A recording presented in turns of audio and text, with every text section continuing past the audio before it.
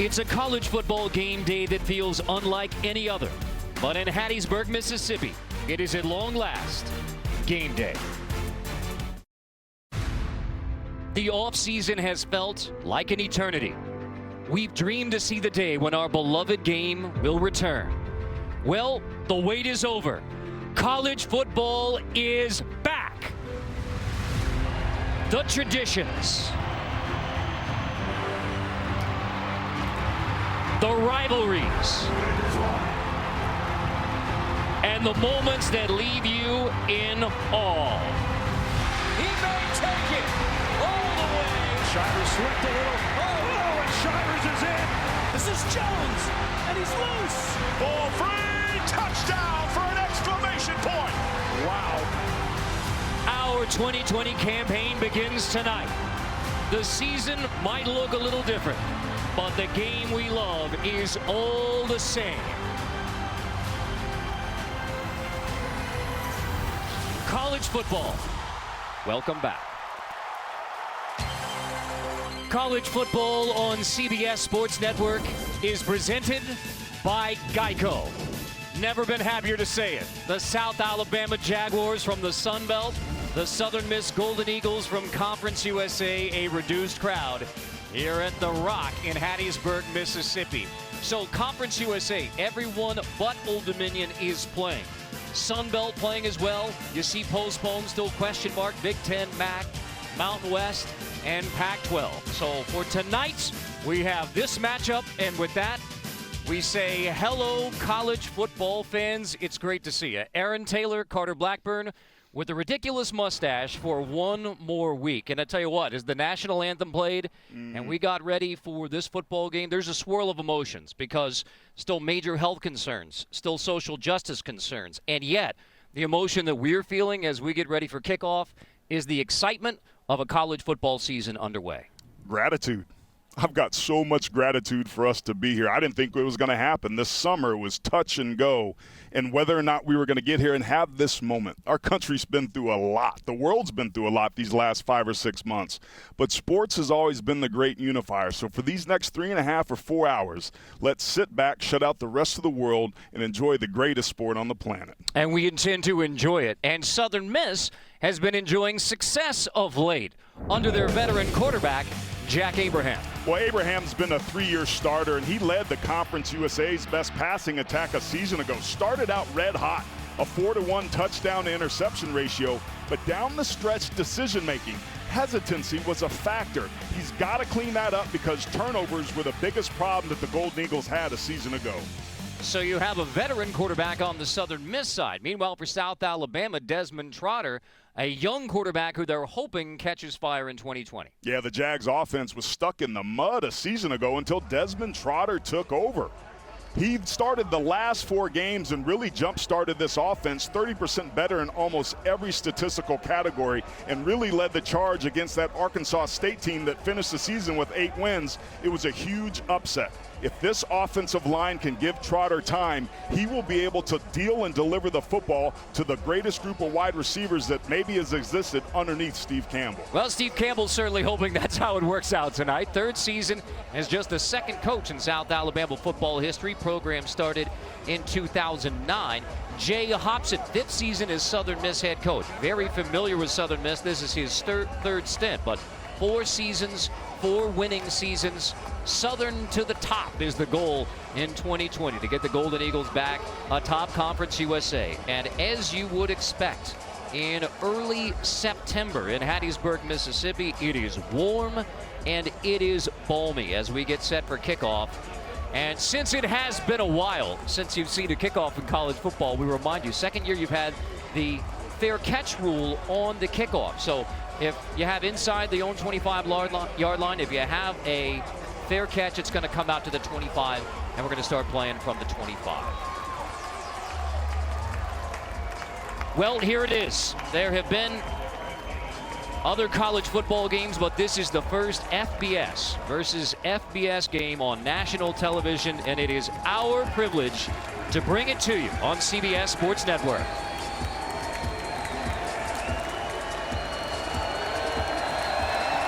Kickoff in 2020.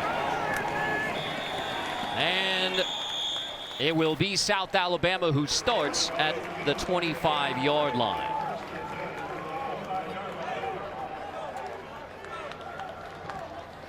So you heard about Desmond Trotter from AT, the sophomore from Irondale, Alabama, the grandson of Ozzie Newsome, the Pro Football Hall of Famer, longtime GM of the Ravens, all-time Crimson Tide great.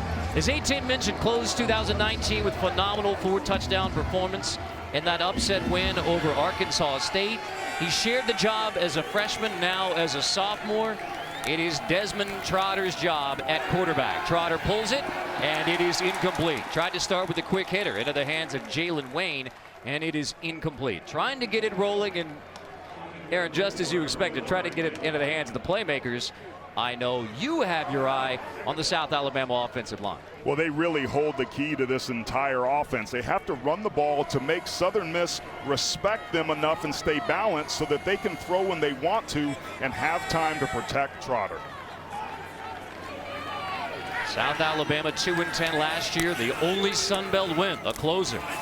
It's a handoff, and Davis has it for a gain of a couple, and the Southern Miss defense, who has been stout under Jay Hobson, led by Santrell Latham, the Mike linebacker junior from Meridian, Mississippi.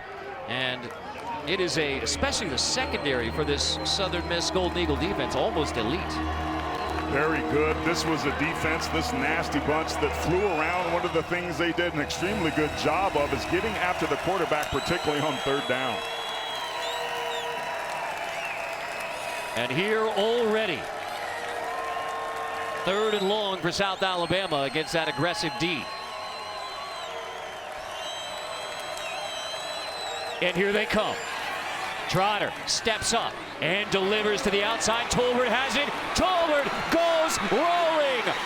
First down. How about touchdown for now? Question where he steps out, but Tolbert goes 73 yards for a touchdown on 3rd and 8.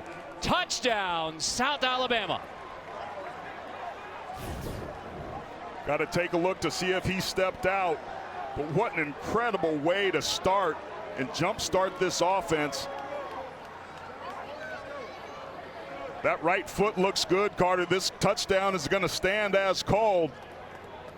And this coaching staff told us that the Jags needed to start quick to build off the confidence the way they finished the season a year ago, and they did just that. Bobble.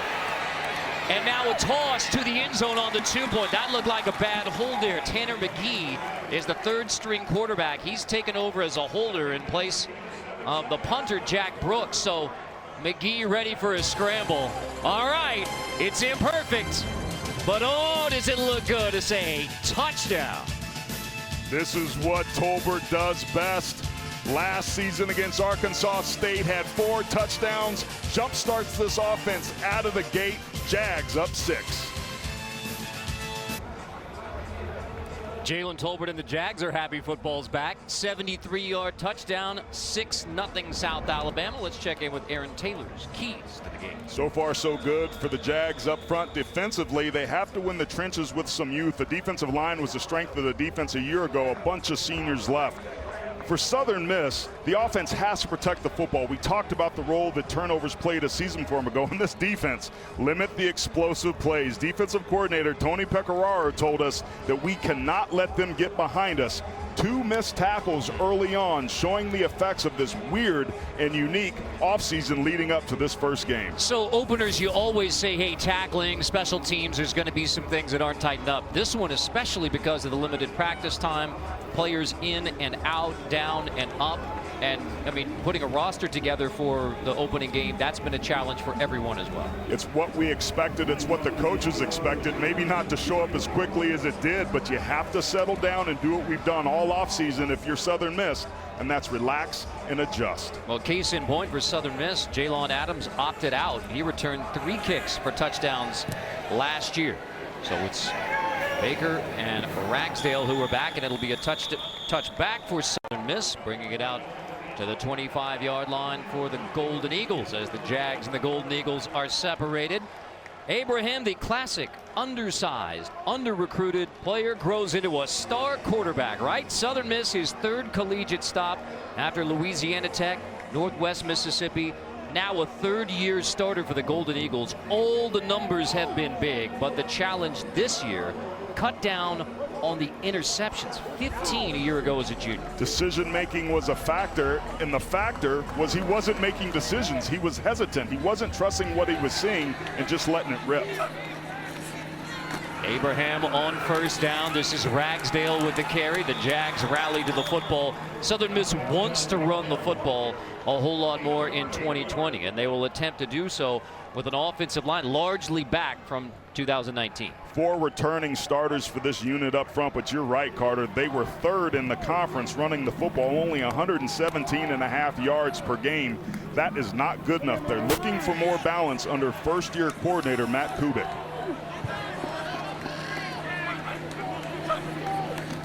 Abraham shovel toss. That's a completed pass, but it's the same result. No gain. Baker makes the grab, but now here the Golden Eagles are in 3rd and long against the South Alabama defense, which is shuffled all over the place. That's been a big switch for the Jags. This defense prides itself on being physical up front, particularly in that front 6 or 7. That last tackle was made by Nick Mobley. Led him a season ago with tackles. He's a big run stopper up front, but these guys right here up front on the defensive line of scrimmage, those are going to be the key for the Jags tonight. Well, 3rd and long was friendly for South Alabama. We'll see how friendly it is for the Golden Eagles. There's motion. Whistle. Electronic whistle. That's right.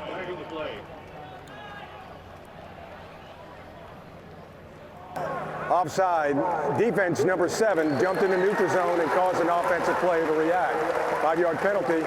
Still 3rd down. Our referee, Wayne Winkler. Officials will be masked electric whistles. And that's disappointing. Chris Henderson's one of the old vets on this team, usually provides leadership, but a costly mistake makes this 3rd down conversion much more feasible. Isn't it amazing? You go into the opener and you have so many things, everything's going to go perfect, and then just one little thing and you're in 3rd and 4. That's football, man. So we'll get into some more of the COVID-19 adjustments for college football in 2020. But now here we have another one. So back-to-back flags. Those electronic whistles getting an early test here in Hattiesburg from our crew. False start. Offense number 17. 5-yard penalty. Still 3rd down. As we were getting ready to roll over, we noticed the officials in their van rolling over, and yes, everyone following the testing protocols. Whistles, the electronic whistles are recommended. The masked and the officials were all masked up and ready to roll, heading over to Roberts Stadium here in Hattiesburg, Mississippi. And they have gotten to use it all early. Back to 3rd and 9. Oh, no. All right, let's figure this one out. It's going to be on both guards. Look like they win early. False start. Offense number 68. 5-yard penalty. Still 3rd down. Wayne Winkler, a lot of early camera time in 2020. I like this Bryce Foxworth, number 68. He's got some nasty to him. He's one of the players that they're looking to get engaged. Kubik really likes the athleticism of this unit. They said they're going to start with the inside zone and work their way out. Inside zone is perfect for Foxworth, but he's got to be smarter because right now the Golden Eagles are marching the wrong way. And as an offensive lineman, you'd mean nasty as a compliment, right? Yes. Yeah. So Abraham behind the nasties on 3rd and 14, dragging Brownlee. Wrapped up as the Jags rally to the football. Well short. Brownlee dropped near the 25-yard line.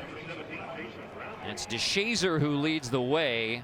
Another flag is down. A.J. DeShazer, the junior rover. An eligible player downfield. Number 89 was covered up at the snap. 5-yard penalty.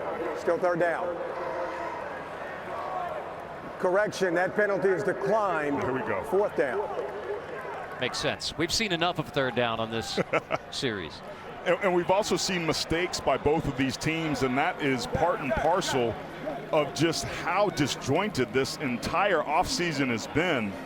Southern Miss needs to settle itself down, but if you're South Alabama, you got to be feeling pretty good how you're starting out of the gate here on the road.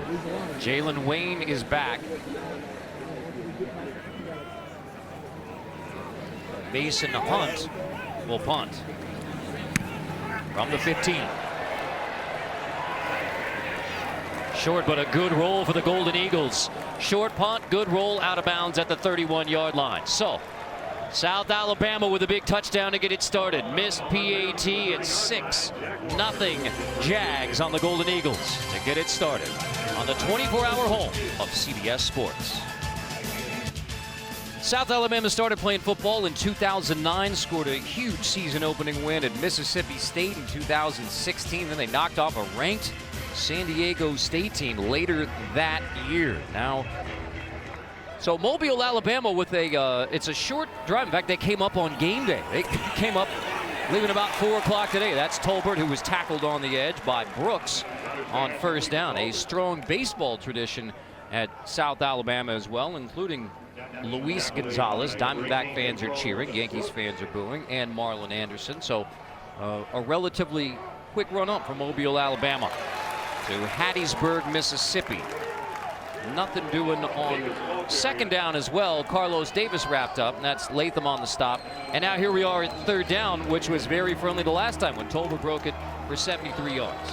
And this is where the Nasty Bunch would like to dial up some pressure. They're pretty aggressive. They put a lot of responsibility on the shoulders of their defensive backs with man coverage. Going to be interesting to see if Pecoraro decides to turn the heat up here. Desmond Trotter on 3rd and 6. Steps up, quick hitter, delivered, apparently short. We'll see. That is close. It's Tyre, the tight end, who makes the grab. And if you're South Alabama, you got to go here. This was awfully close, but what are you going to save it for? You're in midfield. Your defense is playing lights out. You don't even think about this. If it's 4th and anything less than a yard, trust that offensive line that you came into the game is going to be there for you. And in fact, they get the first down and move the sticks. And we may have another look at that one on the spot because it was close and it looks short to me. We'll take a look. I think Jay Hobson is making that point right now. The ruling on the field was a first down. The previous play is under review. All right. So we'll check the spot because it was close. The initial spot looked like short, but Tyre. Watch the heads lineman running in from the bottom of the screen here.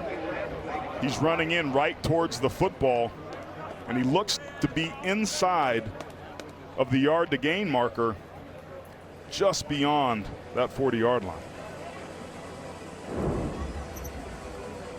And I tell you what, give credit to Swayze Bozeman, not only on the tackle, but maybe even knowing where that first down marker was and swinging Tyre back. So that's senior Sam linebacker and second-year starter Swayze Bozeman, and here he comes up to make the stop on Tyre. Does the football, I mean the 41 is the line to gain, and looked just short. But again, it was spotted and called 1st and 10. Clearly right there, Southern Miss only rushing. After video players. review, the ruling on the field stands. First down. Okay. All right. So no indisputable video evidence to overturn it. Let it stand. First down. Nasty Bunch only rushed 3 that time, trying to force Desmond Trotter to find the holes in that zone defense. He did exactly that for the fresh set of downs. That makes the Jags 2 for 2 on 3rd down with the TD from Jalen Tolbert. By the way, Tolbert last year averaged 19 yards a catch. This year, 73. Trotter's going to take it on 1st down. Trotter on the draw, gets across the 45-yard line. Desmond Trotter started the Final Four of 2019. That school record, 4 touchdown passes, all to Jalen Tolbert in the win over Arkansas State. So they didn't win a game in the Sun Belt until that closing win over a good A-State team. So they had a lot of momentum at the end of 2019. Heavy pressure, 2nd down. Trotter steps up and is picked off inside the 15-yard line. Scott has it. Scott across the 30-yard line and brings it all the way back to the 34. That's Eric Scott Jr. Immediate dividends out of Butler Community College, has his first pick as a Golden Eagle. Southern Miss was dead last in Conference USA last year in turnover margin, so plays like this help. Trotter just got greedy. He felt overconfident throwing the ball to Tolbert into double coverage, and Southern Miss makes him pay. A takeaway by the Golden Eagle D. Will it be Southern Miss to the top? 55, full slate, including Cam Newton's debut with the Patriots against the Dolphins. Last year's MVP, Lamar Jackson, leading the Ravens into a matchup with Baker Mayfield Brown. It all begins next Sunday, noon Eastern, with NFL Today on CBS. Frank Gore, now a Jet in his 16th season. The 5-time Pro Bowler. Jets open at Buffalo. The true freshman running back for the Southern Miss Golden Eagles, Frank Gore Jr. 5'8" with tremendous vision. Frank Gore. Across the board, the coaches told us this isn't your typical true freshman. The kid doesn't flinch. He's got tremendous suddenness, has a knack for finding the running lane. So talking with offensive coordinator Matt Kubik, who's in his first year, he really likes what Frank Gore can do behind this athletic offensive line. I don't think the toughness in that family is questioned at all. Abraham on the roll, on 1st and 10, looking for the throwback. It's covered. So now Abraham will complete. Well, he kept the play alive, found Brownlee, has a first down. There is a flag down. Well, that's Abraham's mobility, which I know you think is a strength. Now, first we'll get the call from Wayne Winkler.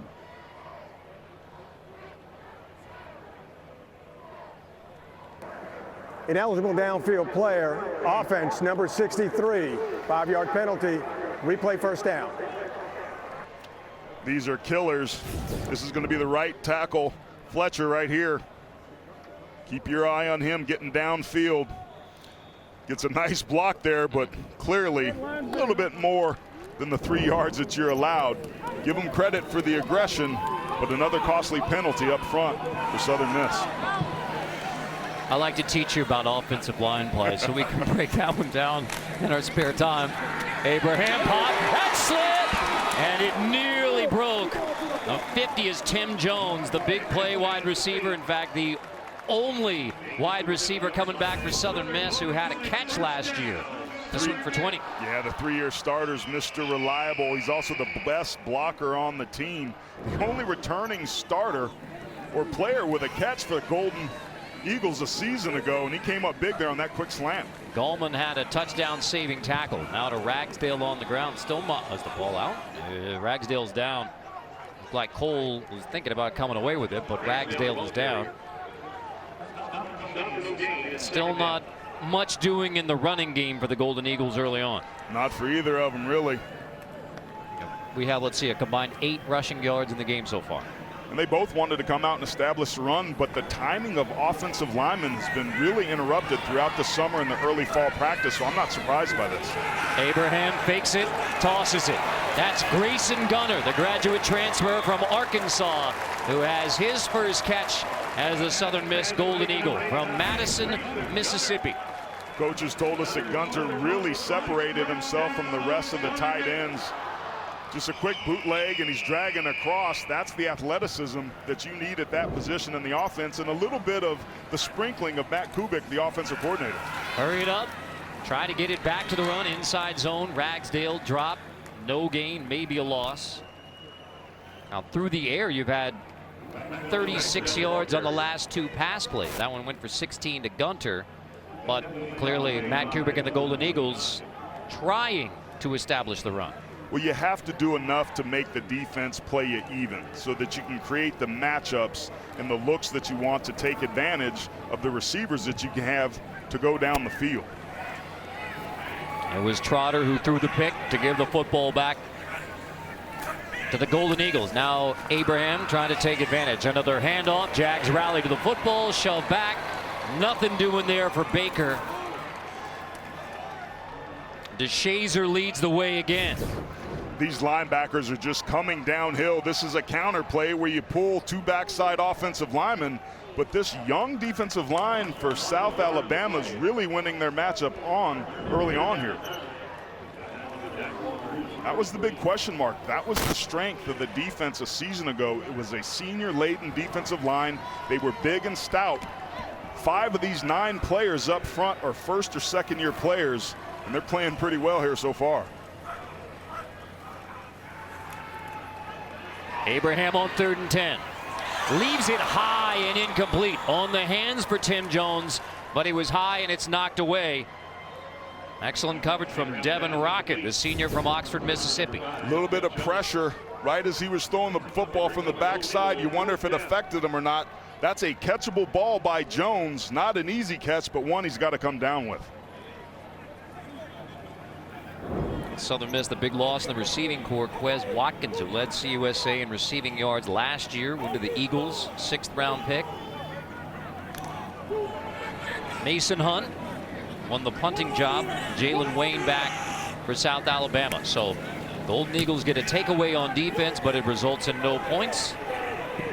It will bounce inside the 5, and the Golden Eagles down, and yes, they do, just inside the 1.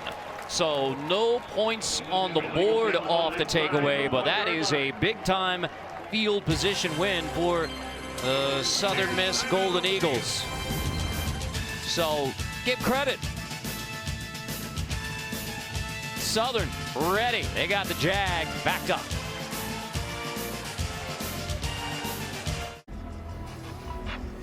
(6-0) South Alabama on Southern Miss. All across the country, many Americans are coming together in the name of social justice.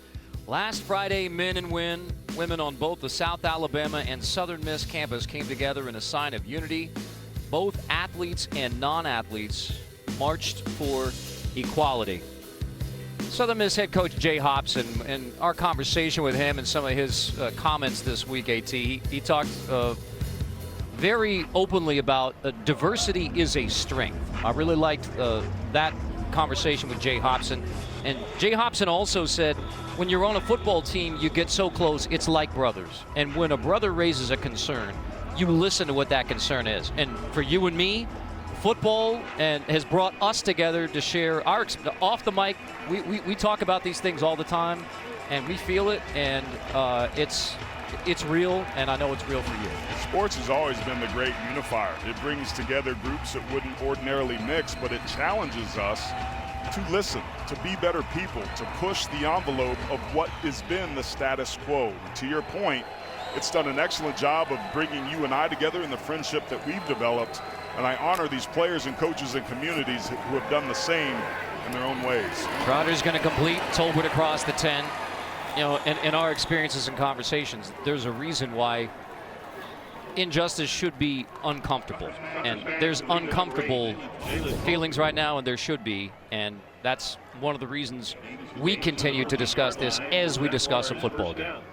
This whole process with racial inequality and social justice has forced me to look very hard at myself and answer some questions that I didn't know were there. I had to start honestly with myself about what my own implicit biases were, where my beliefs come from, how willing am I to make other people wrong so that I can feel right. And you're right, it has been uncomfortable, but if we have that willingness to do that, we can continue to evolve and do what this country's done best, and that's adapt. We're not where we need to be, but we have taken some serious steps these last couple months that I hope continue. And you know, one of the best parts of what we do in sports television is people from all different backgrounds, all different experiences, and on a team, you get to experience that yourself and people's perspectives, and it really has opened it up for us, including as we travel around the country and different places and different circumstances, you begin to understand. And now we have 3rd and 1. Best down in football. We will continue the discussions about everything related to college football. Your Southern Miss, you have to watch Trotter's legs in this situation. On 3rd and 1, slip it through. Davis breaks a tackle and has a first down. Tough running from Carlos Davis, the sophomore from Muscle Shoals. They call him the Swamper. He's a swamper, the leading rusher from a season ago. This is just counter football. Winning at the point of attack, Davis elects to bounce it outside. But Carter, this South Alabama offensive line is winning its matchup early. This staff has to be ecstatic about how balanced they've been able to be running the football when they need to.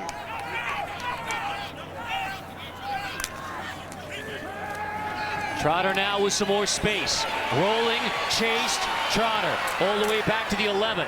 Has to heave it to the sidelines. That's a veteran play by the sophomore, making just his 5th start to get away from the pressure and have enough arm strength to get it to the sideline. This was a combination of coverage on the back end and some late pressure up front. Keep your eye on the right tackle right here. He's going to overset, allowing the defensive end to come up. That's what initially flushes Trotter. Nowhere to go, so when Trotter turns his back and turns around, he has nowhere to dump the ball, so he does what he should do, and that's live to play another down. Back end helping the front end get pressure on the QB. And again, 39 sacks a season ago for Southern Miss. They'd love to do it. Now a little miscommunication for South Alabama, forced to take a timeout. So regroup timeout for the Jags. They have a 6-0 lead, but South Alabama backed up. Desmond Trotter has the big play for South Alabama, the 73-yard touchdown to Jalen Tolbert. Bobble on the PAT, so that's why 6 is up there. But you take those numbers for Desmond Trotter, that looks similar to what he was doing at the end of 2019. In that Arkansas State game, he had an interception that was kind of an ill-advised throw, just like he did early in this game, taking a shot into double coverage, trying to target Tolbert. But this young man has really stepped his game up. The coach is talking about how you can tell how he's evolved in practice, being more of a vocal leader, walking in and saying, this is my time and my team. He's ready to lead this offense. Now they do have the backup and Chance Lovertich, who the coach has said we will see Lovertich as well in certain situations. So eyes out there, but Desmond Trotter, 8 games as a freshman, started 4. On 2nd and 10, pressure picked up. Trotter delivers. It's Tolbert again. Forced out at the 45-yard line, but Trotter to Tolbert is a recipe for success for the Jags. Southern Miss really respecting the deep speed of Trotter. Look at that cushion. Trotter with the foot in the ground just breaks the route off. Southern Miss defensive backs need to play a little bit more aggressive and try to disrupt the timing, because that ball floated in the air. If they can break on those quicker, they may be able to jump one of those and take it to the house the other way. That's an 18-yard grab, 89 receiving yards already for Jalen Tolbert. Back to the ground on 1st down, and a short gain for Terrion Avery, junior from Wiggins, Mississippi. This run game's not pretty, but these are the body blows, Carter. These are the rhythm that you need to establish. Remember, the offensive line has been one of the position groups most affected by the preparation of COVID, because it's all timing, it's all working together, and with that being abbreviated, many coaches across the country have talked about how hard it's been. Trotter into the heavy pressure on 2nd down. Heaves it long. Holden inside the 5. Jalen Wayne makes a remarkable grab, and he knows it. No question about Trotter's arm strength, but remember, Wayne had the drop on the first play of the game, but tremendous concentration and hand strength to pluck that ball out of the air. Wayne Enterprises, 1st and goal. Fade, but first. The ruling on the field was a catch. The previous plays under further review. All right. 49 on the catch for now for Jalen Wayne. Let's have a look. Pretty tight coverage that time by Southern Miss. But look at the concentration and the body control. The DB's got his arm on his right arm, but Wayne's able to grab that football and keep it up off the ground. Largely one-handed. What an incredible catch. Okay, you see complete and continuous control of the ball throughout the process of contacting the ground. As Section 4, Article 3 says. You're seeing what they're looking at, because when his body hits the ground, the ball moves a little bit, which it's allowed to do as long as he maintains control, which to me, it looks clearly like Wayne does. Ball's tightly pressed against his body. You can understand why they wanted to take another look at it, but looks like a tremendous catch from Wayne. Man. So you have Wayne 49 if it stands, and then 73 from Tolbert. Here's After video review, the ruling on the field is confirmed. First down. First and goal. Well, now you question, all right, when they were trying to hurry up and get it into the hands of Tolbert on that fade, do you go right back to Tolbert on the fade, or do you go elsewhere? Tonight's Red Zone brought to you by Verizon. South Alabama last year, much room for improvement. Only 53% touchdown percentage last year. Get Trotter outside the pocket, give him a two-way go here. Baker in motion. Oh, handoff, and it is Avery. And Avery is in. Touchdown, Jags. Terrion Avery takes it in after the 49-yard grab by Jalen Wayne set it up. This game couldn't have started off any better offensively for South Alabama. This offensive line that they challenged, just great combination blocks, and the sustaining backside was the difference there.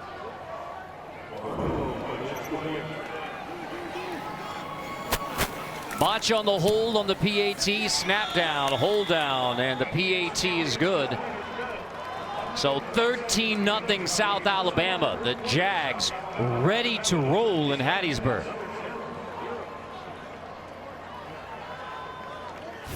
Carter, what got this play jump-started was Trotter to Jalen Wayne showing tremendous concentration to track that ball over his back, and it ends up leading to the touchdown we just saw with tremendous push off that left side of the offensive line. Tyler Jernigan, that left guard spot, Wyatt Green, and center Brian Ankerson more than doing their job up front. The big guys getting it done. I mentioned Jernigan at left guard. He gets a start because Hayden Merchant and Trey Simpson both injured. So South Alabama shuffled its offensive line this week in order to get ready for the opener, and they are pushing around the Golden Eagles early on. The coaches told us they struggled a little bit early on in camp. Their defense was able to take advantage of them. There were some question marks around this group and this offense and whether or not they were going to be able to do enough to allow Trotter to wheel and deal to his receivers like he's done so far. And this is a South Alabama offense that over half the all-purpose yards taken in special teams from Trey Minter, who was an electric playmaker for South Alabama. So, I mean, they had to retool big time as well without Minter. He was a weapon. Touchback, bring it out to the 25 for the Golden Eagles, with South Alabama up 13-0. Sunday night, 8 Eastern, CBS Sports Network hits the hardwood for a WNBA showdown in the bubble. The Chicago Sky battle Candace Parker and the Los Angeles Sparks on CBS Sports Network. Watching WNBA this summer with my March Madness partner, Debbie Antonelli. The Dream getting a big win over Liberty earlier tonight on CBS Sports Network. Meanwhile, Jack Abraham and the Southern Miss Golden Eagles need to get some offense rolling. 41 so far, and on the ground only one rushing yard, and you can turn that into a minus as Frank Gore Jr. is greeted by a group of Jags and dropped by Kelvin Johnson leading the way.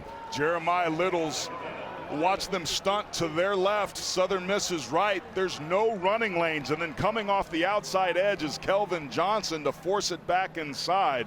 This is the exact sort of production that you want up front to stifle that running game. Nasty in that tackle there from Kelvin Johnson. Southern Miss looks lost up front. A first quarter owned by the Jags. Abraham and the Golden Eagles trying. Not done so far. Brownlee, the intended receiver, and then Ryan Melton, who got the start at corner tonight. West Point, Mississippi.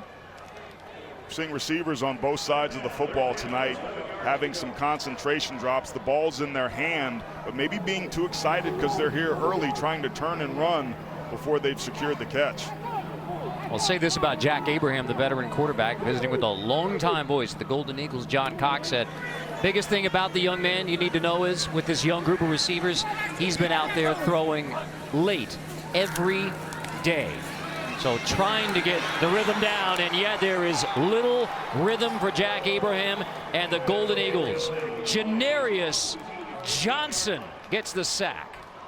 Janarius Johnson filling in the shoes for last year for Sean Brown, who's a big 325-pounder. They're just rushing 3, but look at the push and the bull rush. Stays alive, is able to disengage and take Abraham to the ground.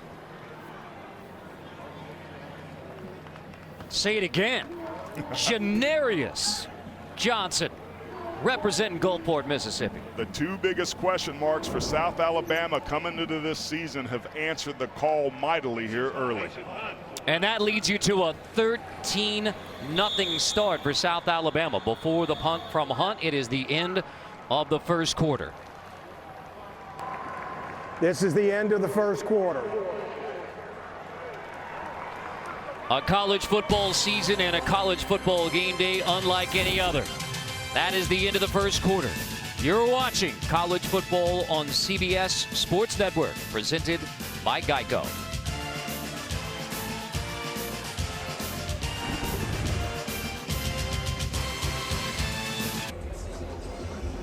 South Alabama 13-0 on Southern Miss here at The Rock. Time now for some Fast Facts brought to you by Tums. Yes, Robert Stadium, but everyone calls it The Rock. Why do we tell you the distance from Austin, Texas, 596 miles? Well, Austin, Texas is my home. For family reasons, I chose to drive from Austin to Hattiesburg, Mississippi. So this is the ballet star, Lucille Blackburn, waving bye-bye to Dad. As you drive down the road with the Spanish moss hanging from the tree. With a little stop on the north shore of Lake Pontchartrain, Fontainebleau State Park, right down the road from Alan Thrifley, our talented statistician. So it was last year we opened in Oahu. This year rolling past Lake Pontchartrain on the way to Hattiesburg, Mississippi to The Rock.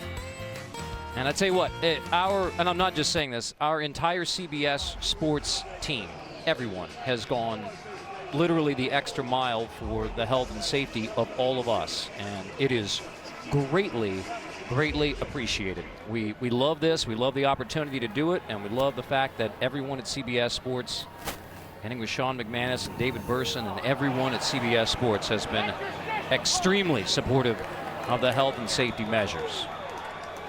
Mason Hunt, side of the foot. Yeah, amen. Amen to that, Carter. And when it rains, it pours for Southern Miss. But that last drive, man, South Alabama was all about it, getting the football to Tolbert, being able to deliver some deep balls, hitting number 4, Jalen Wayne. And then it was the offensive line and this back by committee, Terry and Avery, putting things down to cap off a 99-yard drive, Carter. This offense is light years ahead of where it was a season ago. So field position better this time for the Jags. Trotter, hands off, hole on the right side, closes quickly. Now Wilson wasn't sure whether he got stopped or not, but he is brought down. Josh Ratcliffe Barnes there for the Golden Eagles, Tyler Barnes. Barnes came up and brought it right there. That was a nice physical tackle, and that's what this defense needs for Southern Miss. They need some sort of juice play, a spark play, another turnover, because right now the Jags seem pretty confident in what they can run, especially when they take deep shots. Yardage dominant by South Alabama. That one is tipped, and there's your spark. It is picked off, intercepted. Barnes has the INT.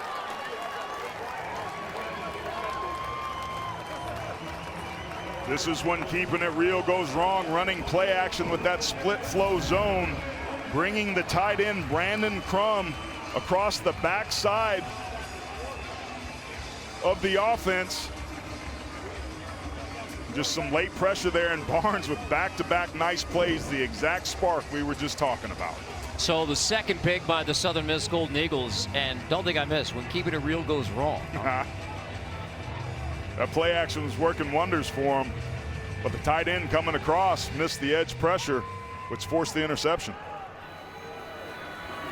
A bad night thus far for the Southern Miss Golden Eagles. Can Jack Abraham try and turn it around?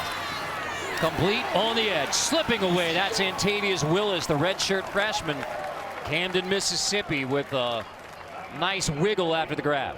Kelvin Johnson was there to clean it up after he broke free there.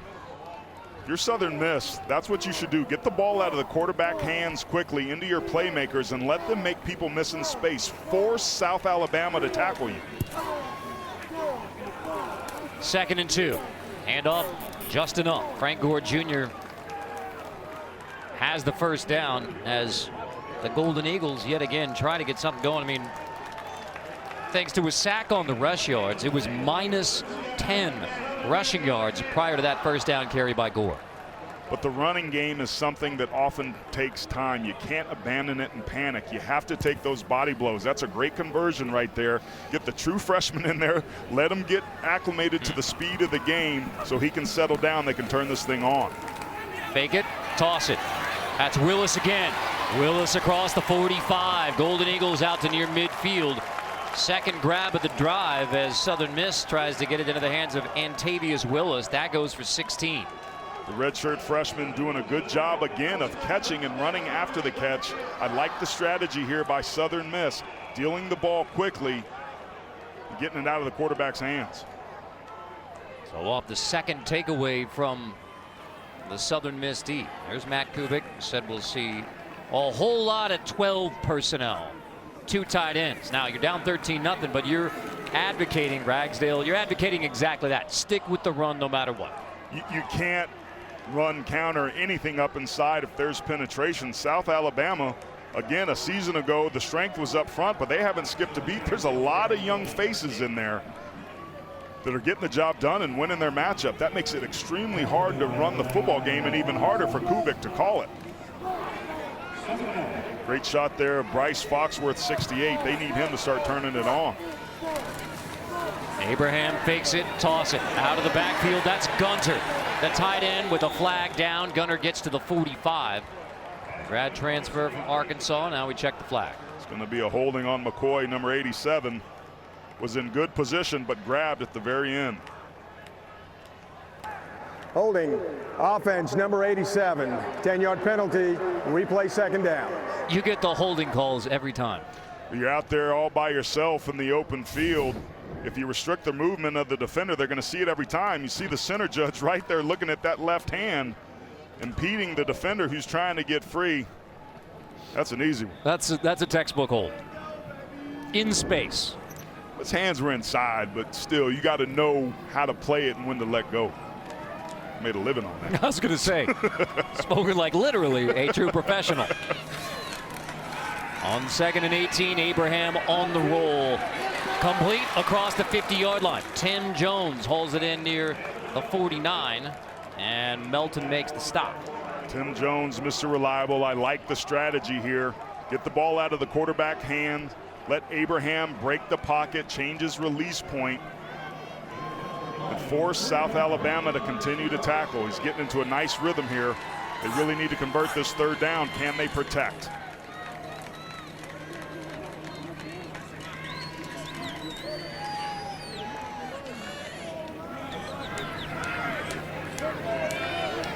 Check to the sideline. And Kubik before 3rd and 8.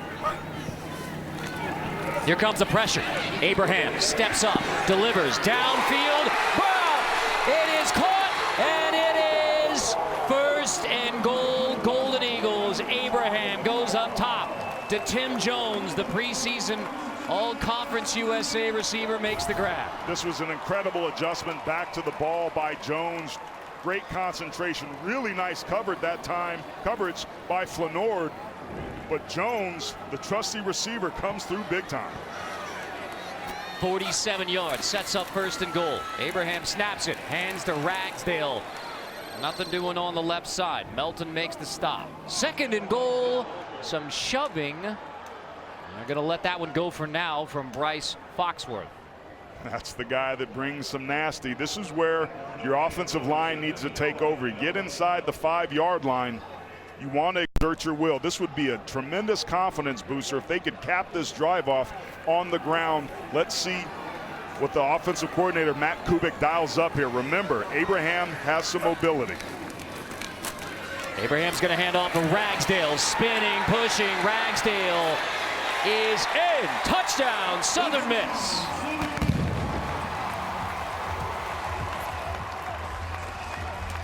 Off the interception by Tyler Burns, taking it away from the Jags. The second takeaway turns into a touchdown for the Golden Eagles. Just good, hard, physical running and a missed tackle there at the point of attack. The flow is there, but it's the desire and want to get the nose of the football just to break the plane of the goal line before his knee touches that seals the deal. You talk about sticking to the run game, and pays off with a rushing touchdown. The first for Ragsdale, the transfer from Hines Community College. So Ragsdale into the end zone, PAT is good. So the second INT thrown by Desmond Trotter turns into points. Barnes takes it away. The big play from Jones sets up the touchdown run from Don Ragsdale. Southern on the board at the Rock. So some of the safety protocols in college football for those choosing to play, coaches and staff wearing the facial coverings, but we're showing you here is that the sidelines have been extended to allow for social distancing on the sidelines as much as possible. They move out from the 25-yard line down to the 15-yard line. You can see this area right there. Oh, that's what you can see. I got a twofer, Carter, a twofer. Yeah, no question who was winning the facial hair competition tonight. I mean, that is outstanding work from Andrew Zink. Kind of feeling the Magnum PI look you're rocking tonight, though. Hey, I appreciate it. I appreciate it. Hey, you having fun? I am having fun, buddy. It's good to be back. It's good to be back with you, watching ball. These guys are settling down, and they're going to give us a good game. Woo, and they're hitting on the kickoff return. Baker is wrestled down near the 13-yard line, leading us right to our player profile, brought to you by Corona Premier and Kawan Baker, an explosive playmaker. He had TD plays of 74 and 75 yards last year. Yeah, he led the team in receptions and receiving yards in his top 10 in 10 different scoring categories. He's been Mr. Reliable, and when he's got the ball in his hands, he's been effective on the ground as well. And yet, because of the good kick coverage by Southern Miss, it is Desmond Trotter and South Alabama who's backed up. Brooks makes the stop on first down. The jet sweep game to the wide receivers forces defenses to flatten out. That can also open things back up inside. So not surprised that Kenny Edenfeld, the offensive coordinator's going to the old reliable. That's usually where we see Kawan Baker making his presence felt. But 2nd and 4, your playbook's wide open. They love this situation they're in right here. After the 6-yard gain from Lacey on the ground, this is Davis who finds the edge, tiptoeing on the sideline out to the 30. So they were backed up to the 13. And because, again, of the effective running game for South Alabama, rolling. Keep your eye right here on Tyler Jernigan. Gets the reach on the wide 3 technique, gets his head across and gives up a little ground, but puts enough pressure on the defender to allow Carlos Davis to get the first down over the outside. That's a gain of 8. 14 rushing yards on the last 2 plays. Jernigan got the start at left guard because of a couple injuries. Pass to the outside. That is Wayne who makes the grab. He is met immediately and dropped down by Scott, but it's still a gain of 6. We've seen Trotter take some deep shots downfield, but that's the 3rd or 4th ball that he's thrown to the perimeter that's kind of floated and taken some time. I wouldn't be surprised before this game is over if we don't see Southern Miss try to jump one of those out routes. Already 2 picks for the Golden Eagle defense. Last one turned into the Southern Miss touchdown. Trotter threw only 2 picks last year in the 8 games he played. And off, this is Carlos Davis. Gets to the 40-yard line with a good block by Tyre on the edge. That's a gain of 5. Swayze Bozeman. Offensive line now, they're running some stretch plays to get Southern Miss running in space, and these backs are putting their foot in the ground and getting north and south. High snap, Trotter handles it, play action. Floats it to the outside, that is caught across the 50-yard line. Into Golden Eagle territory, Kawan Baker. First down for the Jags, gain of 11. That's one of the things that Southern Miss defensive coordinator Tony Pecoraro said that Trotter does best is throw on the move. That's a beautiful touch, allowing Baker to catch it in stride to move the sticks. A lot of substitutions with these guys in and out, conditioning a challenge for both these teams. Trotter's going to give it to Avery, who had the touchdown run, and a tough run for Terrion Avery on first down. Avery had some nice bursts there. Defensive lineman number 95, Andrew Cole for Southern Miss, won his matchup at the point of attack, but couldn't close and make the tackle for loss in the backfield. 7th play of the drive. They started back at the 13. Had a 99-yard drive at South Alabama. Their second touchdown. With the way they're running the football, 2nd and 4 at this field position, this is a perfect shot for a deep shot. Trotter is going to pull it. Trotter slips away, gets a block on the edge. Trotter knocked out of bounds near the 30-yard line. What a play by Desmond Trotter. This play was dead in the water, but that shows you how athletic Trotter is. It was a busted play. There was some pressure off the side, but right there he pulls it, runs away from 2 defenders, and a great block right there by Tolbert springs them for another first down. Oh, don't you know his quarterback loves that? The star wide receiver blocking on the edge for the QB. Ain't nothing better than receivers that can block.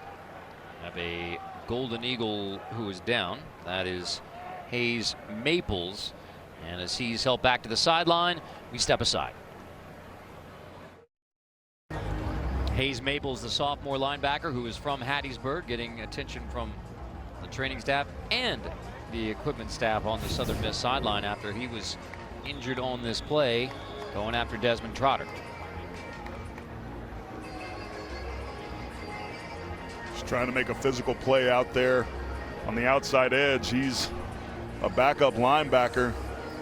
These last couple weeks, there's been 6 Southern Miss players that opted out as we take a look at the offensive coordinator for South Alabama, Kitty Edenfeld, who's got to be pretty excited about what his offense has been able to do, particularly on this series, by dialing up that run game.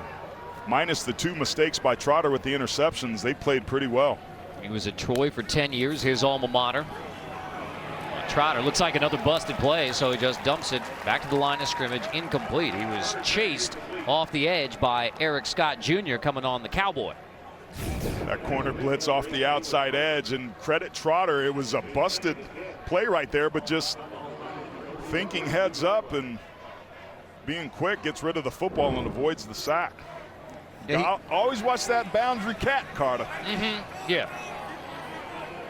Got to watch the Cowboy and the cat, especially the cat Cowboy. Trotter pull this one. He takes a pop on 2nd and 10. That's Avery Havas, sophomore from Rice Lake, Wisconsin, Iowa Western Community College. So he actually has 3 years of eligibility, and they think Havas is going to be really good. Carter, perfect. Take a look at this. They're perfect tonight on 3rd down. They were dead last in the Sun Belt a season ago, but they're keeping it to 3rd and manageable, and Trotter's done a really nice job of moving the sticks when they get an opportunity. There were only 6 teams worse in the FBS on 3rd down last year, and yet perfect start in 2020 for Trotter and the Jags. Going to get a timeout, Southern Miss, prior to this. Timeout, Southern Miss, they're first. 3rd and 3. You know, this is the second time the Jags have been backed up. First time on a 99-yard drive. I mean, Trotter was red hot to start. And he got that ball to Jalen Tolbert, and this gave everybody confidence. This offense wanted to start quickly, and they did just that. The concentration and body control by Wayne, but then it was the ill-advised decision, kind of playing 3 flies up into double coverage, then hit as he throws for the 2nd interception based on a missed block by the backside tight end. It's been a little bit of a mixed bag statistically, but again, you remove those 2 interceptions, one of which he was hit as he thrown. He's done a pretty dang good job running this offense, and his receivers that are the strength of this unit have more than bailed him out. I tell you what, you go 99 yards on a touchdown drive for South Alabama. Now this drive started at the 13, so they have moved the football out of some difficult situations against the Golden Eagles. There's 6 minutes left in the second quarter, and they've got 250 yards of offense against a defense that hasn't finished worse than third in the last 5 years in conference. And a handoff on 3rd and 3. Davis trying to find the edge. He is wrestled down and dropped. Malik Shorts, the sophomore strong safety from Bassfield, Mississippi, with Maples.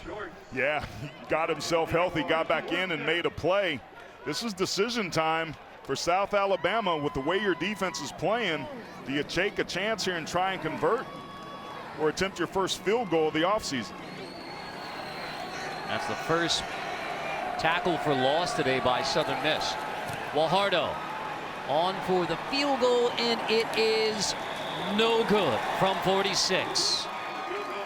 That is Guajardo's first field goal attempt. He kicked off last year on Guajardo attempting the 46-yarder. And good news for the Golden Eagles. Nothing more on the board. Still 13-7 Jags. Let's take a look at the AP poll powered by Ram Truck. So these are the AP top 25 teams who are not playing this fall, and maybe we should say yet. 9 of the top 25 and 3 of the top 10. Just one of the many ways that this season is bizarre. And to your point about yet, the Pac-12 and Big Ten postponing their season. There's been rumors and talk about whether or not they play this fall in October or November or December 1st. But in a season that has been uncertain with some unprecedented things, that first top 25 in the state of college football, and whether you have 2 playoffs or not, can you get a full spring season in? What happens to the players that are draft eligible? Lot to chew on. It's Gore who has the first down carry. 25% capacity here at the Rock Roberts Stadium, but it is going to be a challenge throughout college football to make all of those determinations for every conference, every school. We are just at the beginning. On the field, Gore picks up 11. Give it right back to him. So Gore gets 6 more. Take it to the 45, and you can feel the flow from Frank Gore Jr. They're going to the big boy football up front. That was a wham play where you bring the tight end and lead him up through on the nose tackle to get a double team at the point of the attack. Gore puts his foot in the ground and squirts forward for a nice pickup. After South Alabama has dominated, no points on the last drive, and the Golden Eagles a chance to tie or take the lead before halftime after they have had very little going on the offensive side. This front 7 of South Alabama makes a nice adjustment there. Southern Miss is only 1 for 4 on 3rd down tonight because their average distance to go has almost been 11 yards. This is a 3rd and 3 they've got to get, and with the way this offensive line's playing, I'd say turn around and hand it off and let them pick it up. Timeout. Second used by Southern Miss prior to this 3rd and 3. It'll be 30 seconds. And a veteran quarterback, I mean, that's you know this is a critical 3rd down. I mean, you drive, take this one in, you can get back-to-back TDs, and Southern Miss is right there in the ball game. So critical 3rd down. Abraham uses the timeout. It's been an up and down night. Certainly the last drive ended the way that you want it to. But to your point, this is a critical point in the ball game. This Southern Miss team, really on both sides of the ball, has been kind of listless, trying to find its way. Both these coaching staffs talking about you got to bring your own juice. The defense has done that, getting a couple interceptions, but offensively, I'm a little surprised at how much Southern Miss has struggled to move the football tonight. This reminds me, if you had a juice draft, which juice would you take in the first round? Pineapple orange is hard to beat. Well, I'm with you. They make good ghetto popsicles for kids too now. So out of the timeout, 3rd and 3 with 4 minutes to go. And, you know, you have that feeling for South Alabama. Everything I mean, yeah, Trotter's thrown 2 picks, but everything has been rolling for the Jags. Big third down both sides. On 3rd and 3, perfectly designed. Gunner has it, takes it inside the 40. First down, Southern Miss. Beautiful play. Beautiful design there, and Gunter sitting in that wing spot. There's going to be some pressure off that outside edge, which frees Gunner up. Just a quick pitch and catch. And when Southern Miss gets the football out of Abraham's hands quickly, they're efficient. Gunner, the former Arkansas Razorback. Immediate impact for the Golden Eagles. Abraham and Southern Miss starting to feel it. Handles the low snap, hands off. Gore, Jags rally to the football.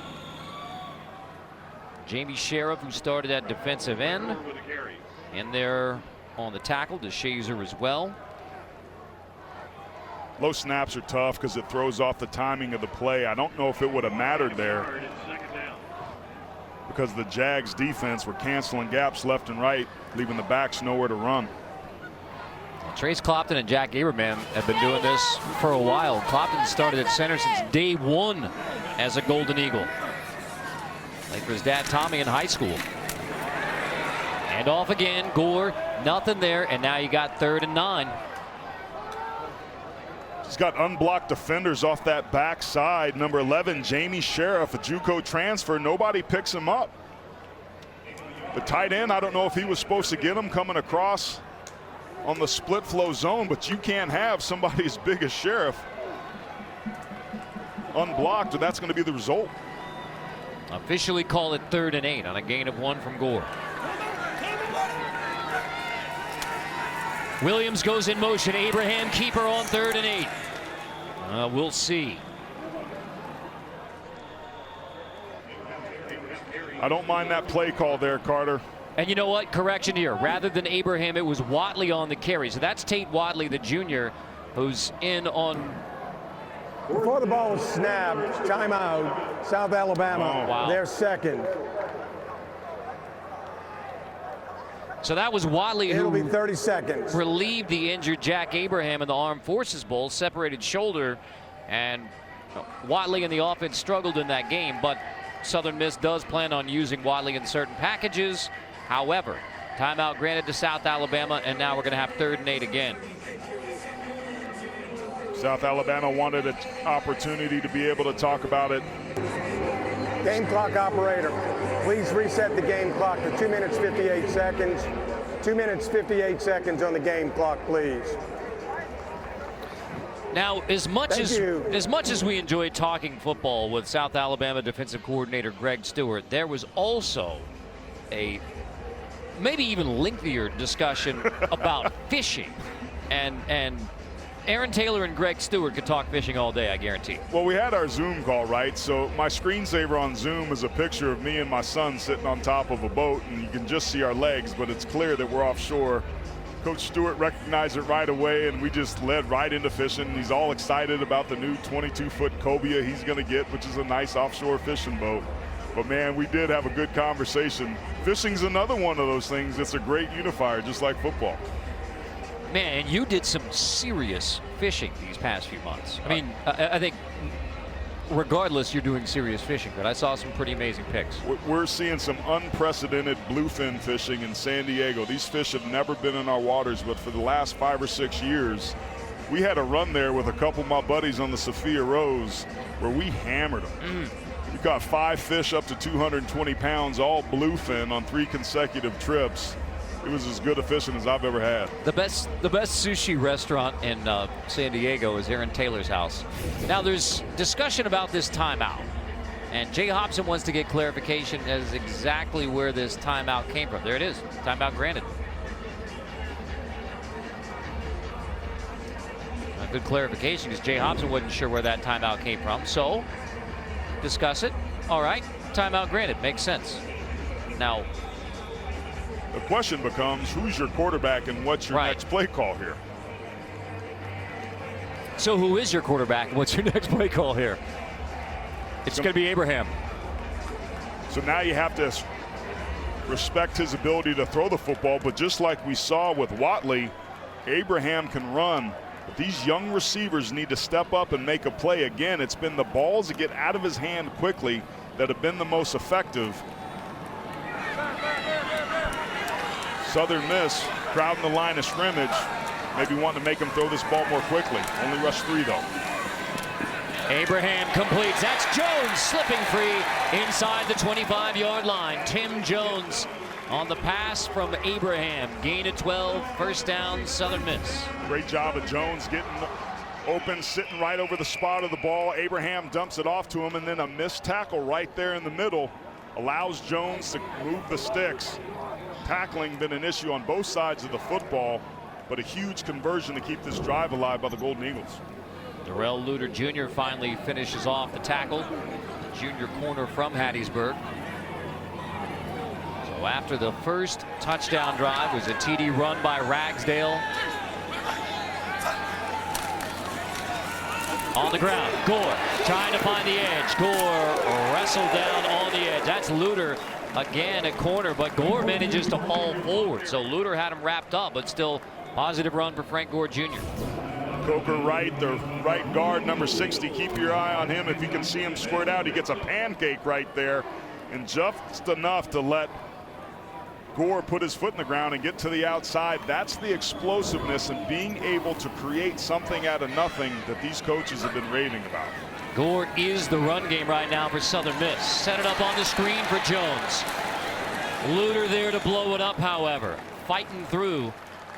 Jones gets 7, gets it to the 11. And so it will be 1st and 10, just outside the 10. Down here in the red zone, I'm not surprised to see that.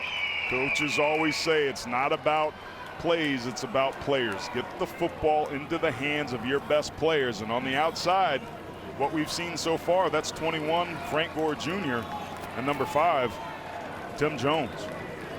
10th play of the drive. Abraham fakes it, tosses it. That's Willis with a block on the edge. Willis takes it down to the 6-yard line. McCoy with a good block for Antavius Willis.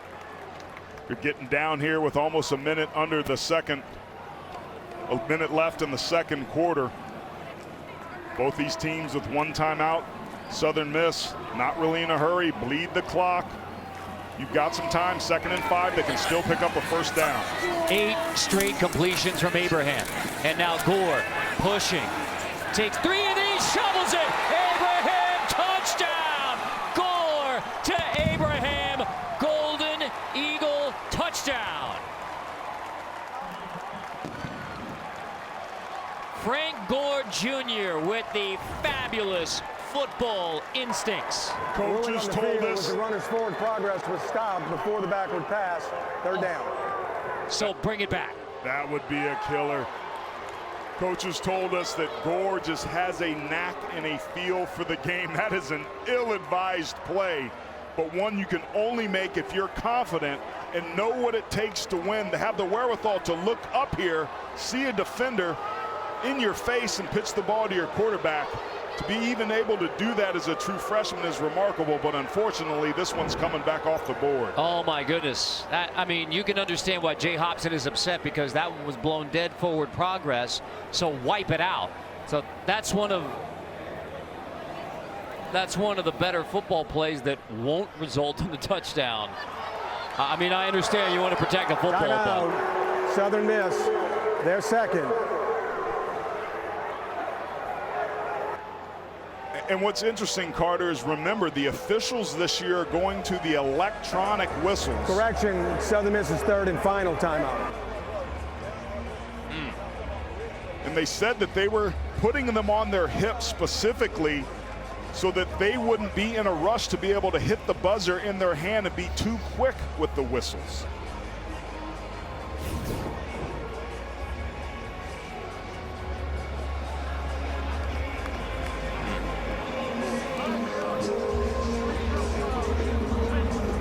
let's listen.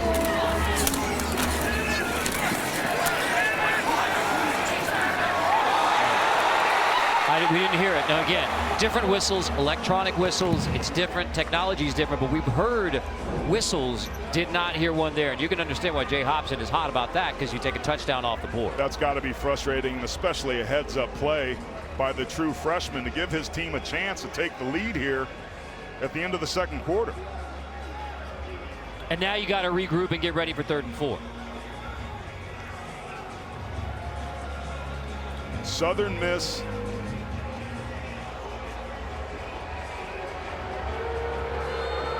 using your tight end down here, play action.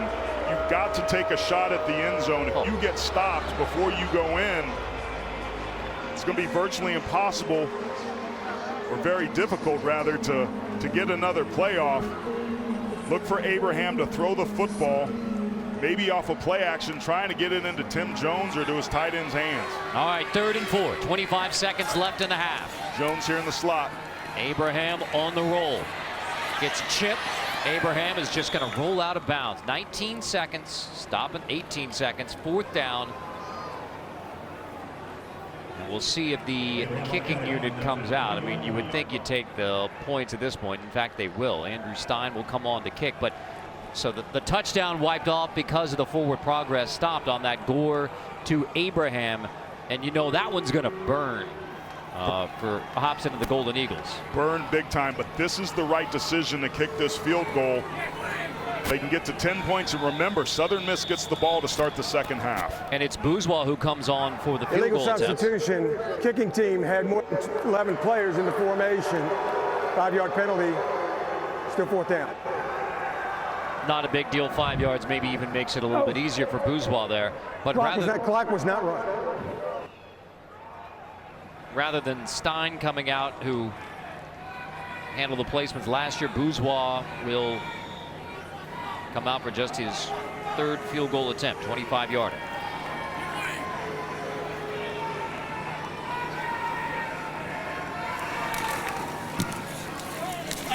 It's good, 3 on the board. But rather than a touchdown on the flip from Gore to Abraham, that would have given Southern Miss a shot at a PAT to take the lead. It's 3 more on the board. The incredible touchdown that was not to be for Frank Gore Jr. and Jack Abraham. 3 more for Southern Miss. 13-10. Jags on top. We're waning right now. Look at you waxing poetic about the waning move. The second quarter is also waning. 13-0 start for South Alabama. Touchdown on the ground for Southern Miss to get it started, with Don Ragsdale almost had another one on the ground, but then wiped off because Frank Gore Jr. before the flip was ruled down. Forward progress stopped, so 3 more on the board, and Jags will have another chance for 14 seconds if they want to try it again. Be caught by the 28, so keeping it out of the hands of Tolbert, especially late in the half on the kickoff from Bourgeois. So coming up on the Verizon Halftime Report, join Adam Zucker, Rick Neuheisel, Brian Jones. Get you caught up on everything college football related. The other matchup tonight between a Conference USA team and a Sun Belt team. Game Central clock operator, Arkansas please and UAB has turned into a shootout. So all that and important updates, including their conversation with Pac-12 Commissioner Larry Scott earlier tonight. That's coming up on the Verizon Halftime Report. New quarterback for South Alabama. This is Chance Lovertich. So we'll see what they do with him, but the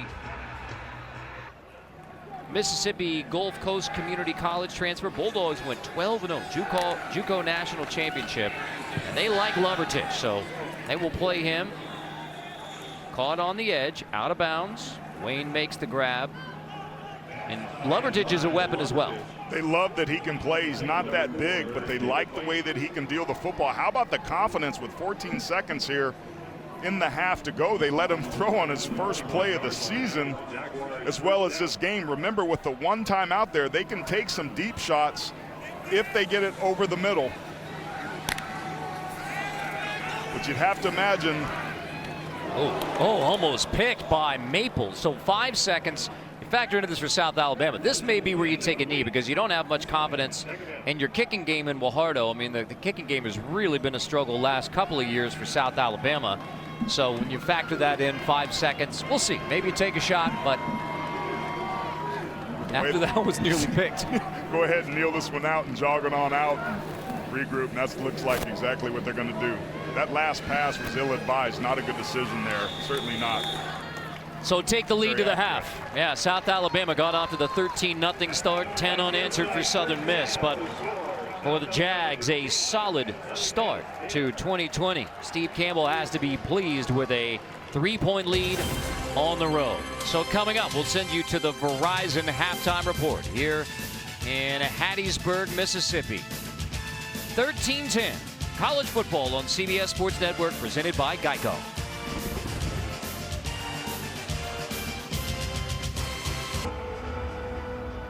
A 13-0 start for South Alabama. It's a 3-point game at the half. Carter Blackburn with Aaron Taylor here in Hattiesburg, Mississippi, in some special accommodations provided by CBS Sports. Make sure we're socially distant and safe calling a football game. And I tell you what, yeah, it was 13-0 in South Alabama. Really everything went right. Now you're in a 3-point game at the half and feels a little different. Yeah, Southern Miss started crawling their way back into this game, and you really get the sense that if they can settle down at halftime, they could really hit the gas pedal here in the second half. So the first half highlights will show you that it was South Alabama coming out firing Desmond Trotter, the big 73-yard TD to Tolbert. This was one of the early plays in the game, a couple missed tackles, and then it was Trotter's legs to extend drives. They were excellent early on third down, going 3 for 3 to start this ball game, but some late pressure. He's hit as he throws. This is what gets Southern Miss back into the game. Ragsdale converts that interception into a touchdown. They kick a field goal right before halftime, and we're locked up 10-13. Turnovers not really being too problematic for the Jaguars, leading to 1 touchdown, but keep your eye on that time of possession.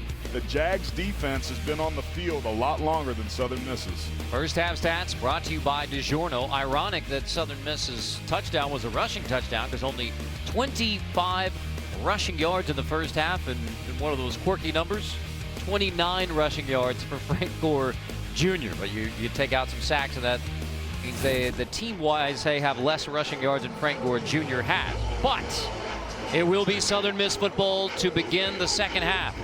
South Alabama out of the Sun Belt. They won only one Sun Belt game last year, but it was their closer against a good Arkansas State team. They jumped out early against the Golden Eagles, let it go for a touchback, bring it out to the 25-yard line on the kickoff from Guajardo. So Jack Abraham, the 5th-year senior who is from Oxford, Mississippi, 3 straight state title games as quarterback of the Oxford High School Chargers. Actually lost all 3, but Louisiana Tech, Northwest Mississippi Community College with one of his former high school coaches, and then now on to Southern Miss. He's had a remarkable Southern Miss career, avoided an interception in that first half, and that was the big mark that you had for Jack Abraham. He's been dealing tonight, 12 for 14, 162 yards. Look for more of him to Tim Jones. Abraham winds up, takes a deep shot to begin the second half. It is knocked away, incomplete. No flags. He was looking for Jones and knocked away by Ryan Melton, ending the streak of 8 straight completions. Melton is what you call in phase. Got that right arm wrapped around Tim Jones's left arm, interfering with the catch, but because of his proximity being shoulder to shoulder, they don't throw the flag there. It's a savvy, subtle technique there by the DB. That's a big time breakup from Melton. Gore gets it on 2nd and 10, and he's dropped for a loss immediately after Gore grabs it. He is down. Maurice Strong Jr., the sophomore defensive end, tackle for loss. Defensive end was a position that they were hit hard with a season ago, but Strong coming from that backside. Believe he's right here. Keep your eye just closing and squeezing the gap, sees the tackle disappear, comes off that backside. A man that big is not expected to be able to tackle the back, being unblocked from that backside, but the big dude was hunting.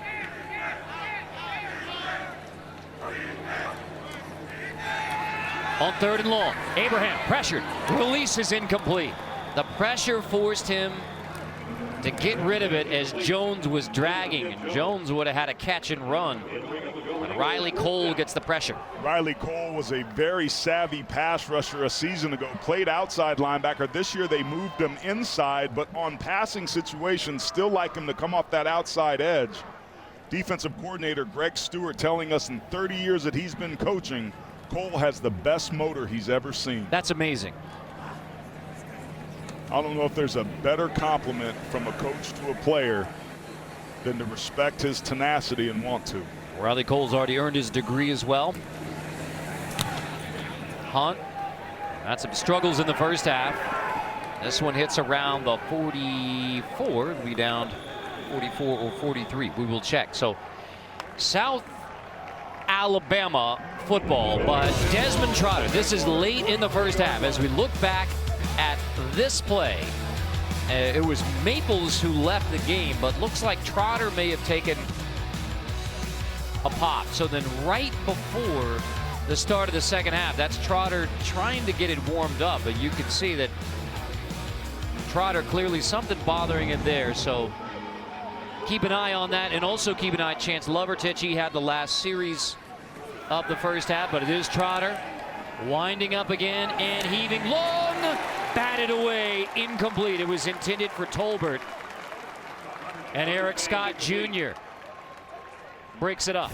Scott Jr.'s been on fire tonight, is able to close on this football. Look at the eyes and the concentration, gets his hands to be able to break the pass up with Tolbert, who's got some pretty strong hands. But both of these offenses coming out early on first down, taking some deep shots, but good defensive back play nullified the result. Trotter's going to hand off on second down. Slipping away, Carlos Davis. Davis takes it across midfield. Fight for the football at the end. Hemby says he had it. We'll see if they mark Davis down before Hemby comes away with the football. That's Kyle Hemby, the all-conference free safety. On the field was the runner was down before the ball came loose.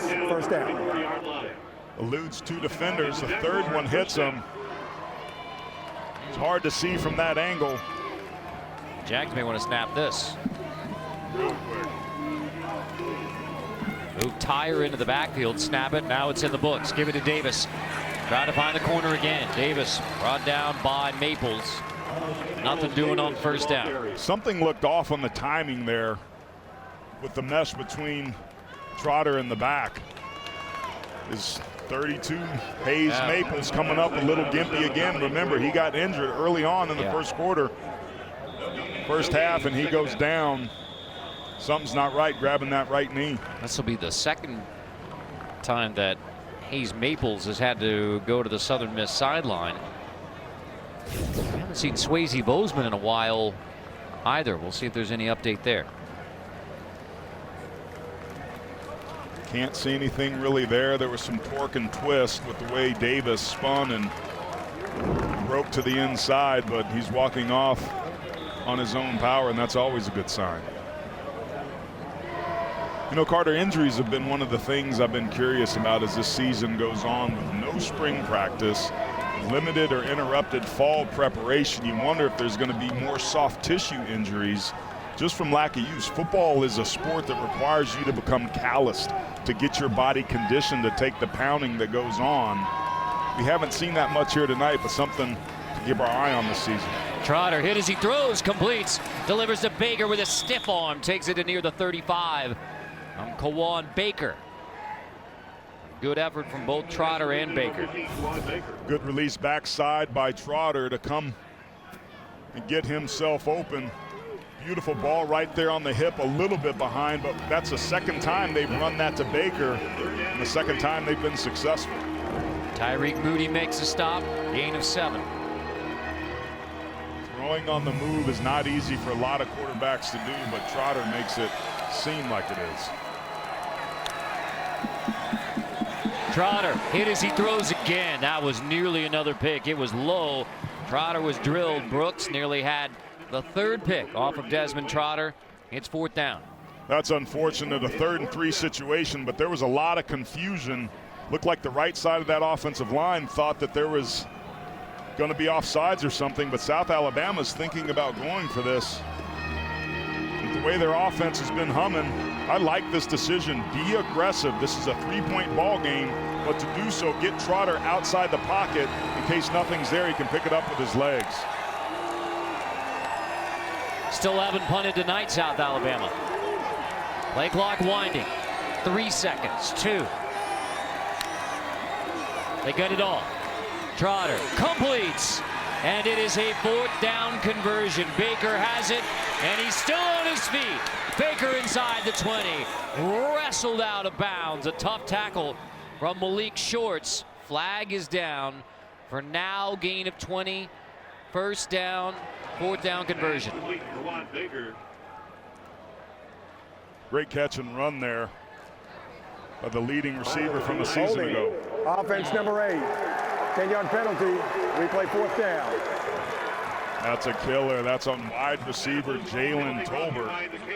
Playing with great effort. Coaches were complimenting his ability to be a great blocker and great receiver, but he cost his team big time with that 4th down conversion. And now we'll see if the extra 5 yards changes your 4th down decision. Steve Campbell. There he is on the hash right there, turns. Right here, very late with both hands around, just a bad technique, and then bulldogs him down to the ground. Just unnecessary there by Tolbert. All he had to do was splash him or position block him and would have accomplished the same thing.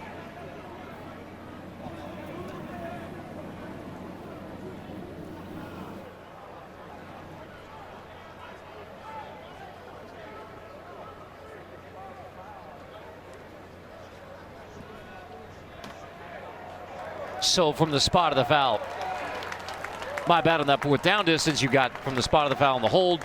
So that's why you have 4th down and short.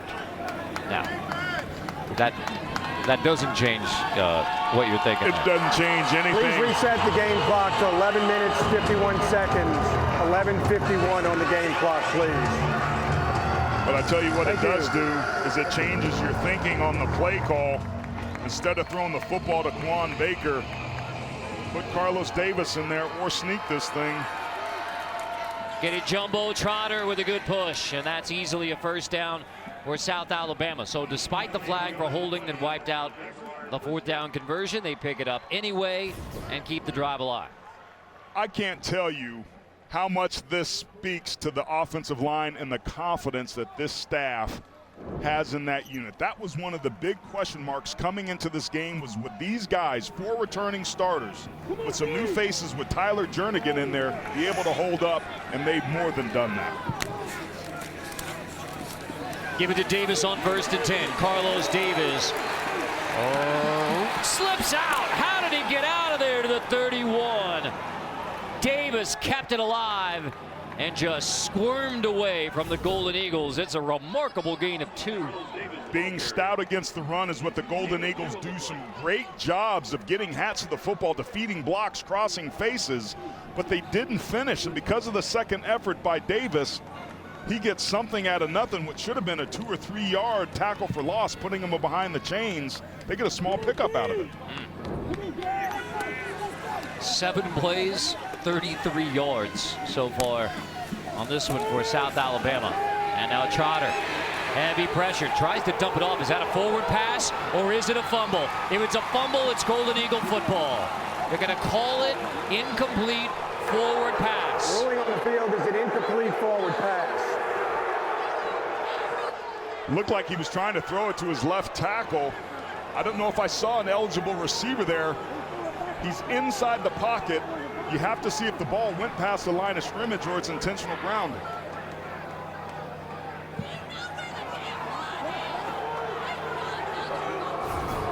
Jay Hobson wants another look.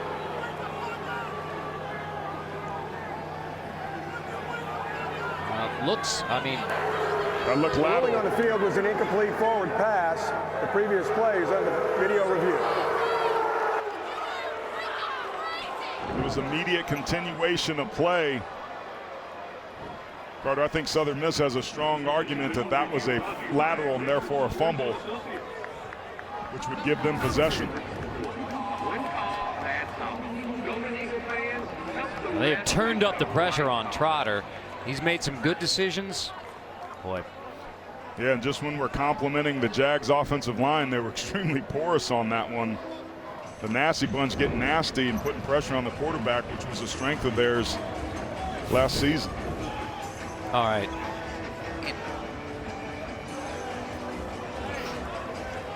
Feels like it's the Buffalo Bills. Trying to look at the angle here.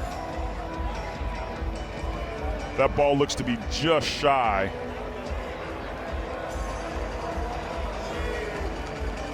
About the 39-yard line. The ball was snapped on the 42.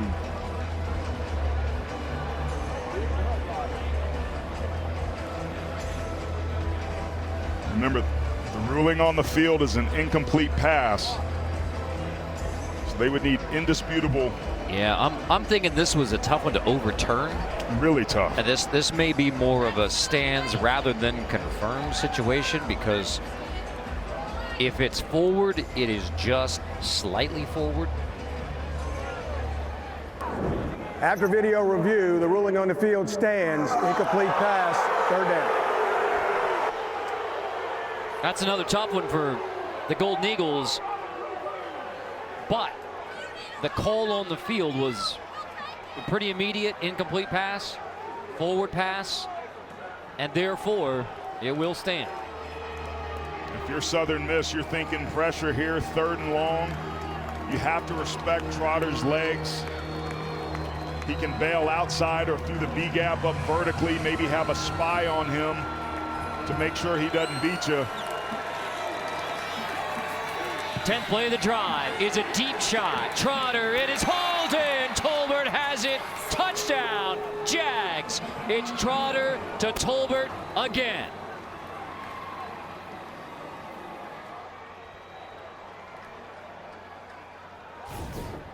Trotter throws a beautiful deep ball, but how about this route? Beating the one-on-one coverage and just turns and adjusts to the football. Scott has no idea where it is. That's really hard on him to locate the football. Went right through the hands of Tolbert, but fortunately hit him in the chest. The PAT knuckleballs in. So a 73-yarder for Tolbert earlier. This one goes for 31. The story a year ago was Desmond Trotter taking over this offense, breathing him life. His favorite target was Tolbert, and they picked up right where they left off.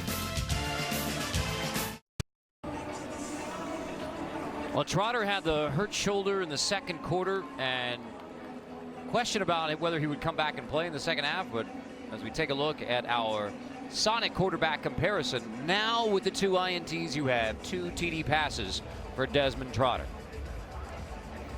Take a look at what he's done. He's had some bright spots today, though, as well, early on.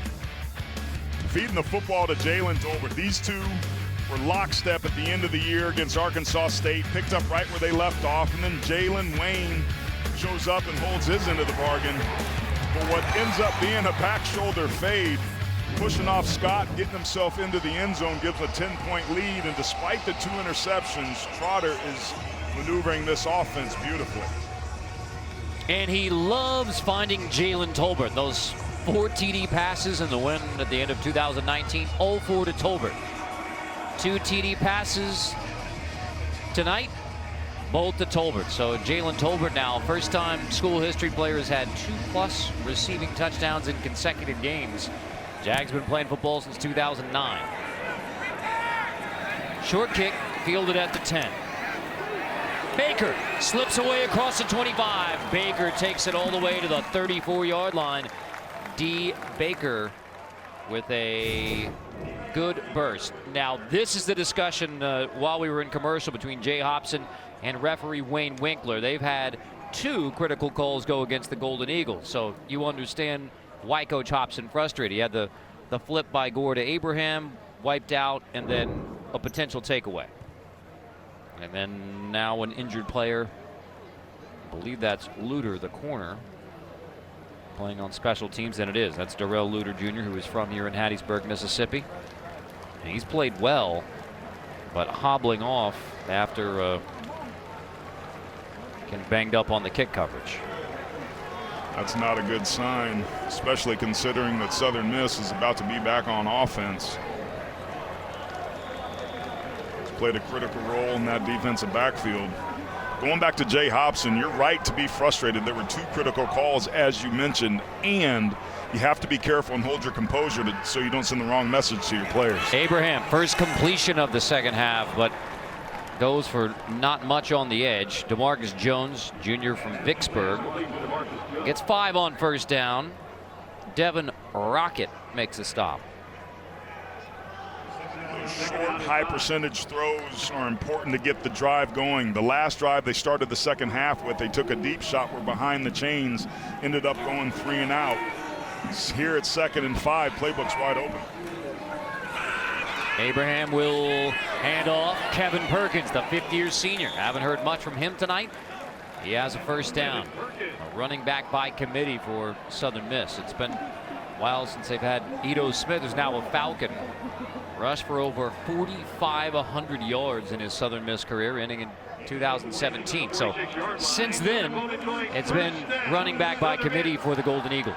And Perkins is a big load of laundry. He likes his Waffle House. 6 foot, 234 pound, loves to pound him up inside. Smothered and covered. Abraham back shoulder, knocked away and almost picked. Flanord knocked it away, and it was almost intercepted by Christian Bell. This was just good tight coverage out on the outside edge. Flanord in lockstep with Tim Jones. These two have been battling all night. Maybe those sparkly shoes are helping them get in the hip of that wide receiver. It's got to be the shoes. Kids these days. Oh, there's the jump man. Abraham pulls it, tosses it behind. That's a great grab by Jones. He pays the price with a hit from Riley Cole, but he comes back to get it. And he's standing up, grabbing his shoulder, is DeMarcus Jones. A little banged up, took quite the pop here.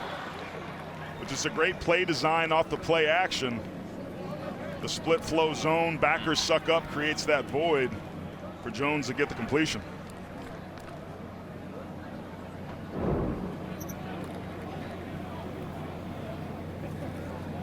Gain of 10 on the play. Jones headed back to the Golden Eagles sideline. Will step aside.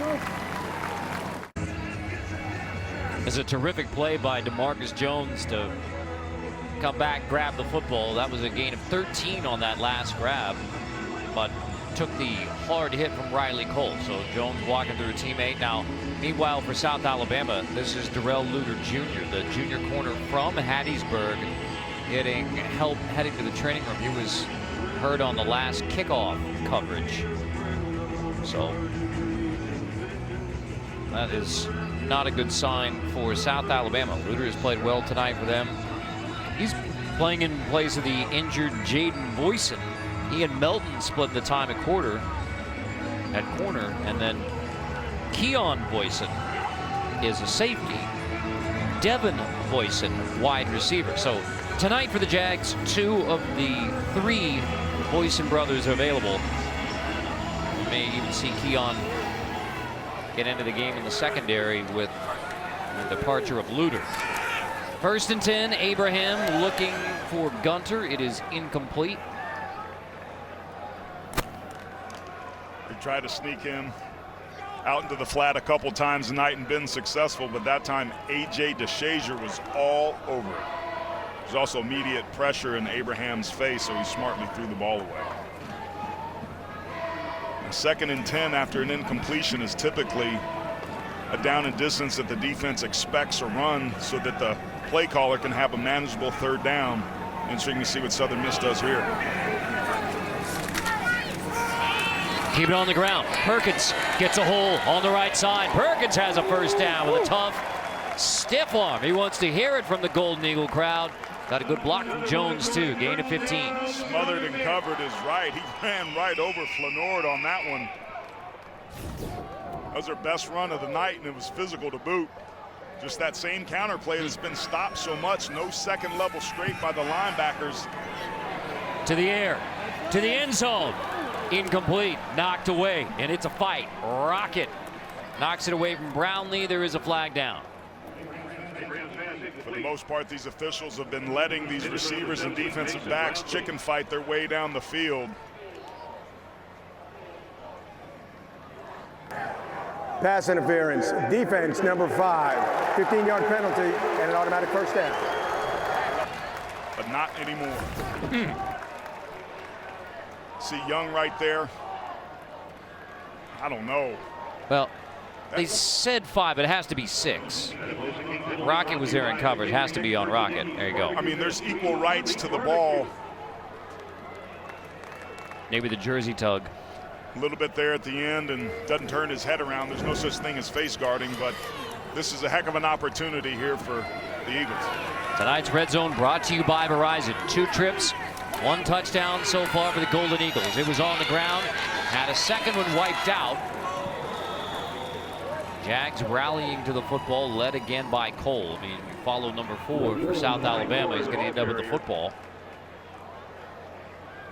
And I was interesting on that last play, Carter. Everybody crashed on the back end side. Abraham was untouched. I don't know if there was somebody supposed to be responsible for him off the outside edge, but they may want to come back to this and run a keeper. He scored on a touchdown on Louisiana Tech that way. That might not be a bad play call down here in the red zone. Gore limps off. Tate Wadley in at quarterback. Wadley going to keep it. Jags were ready. They saw what I saw, but to your point, A.J. DeShazer again couldn't be fooled.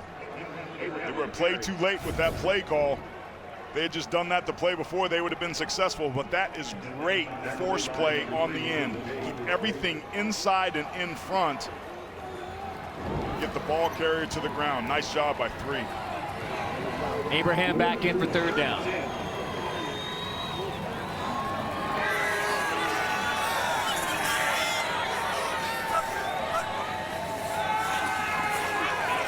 Abraham throws it out the back of the end zone.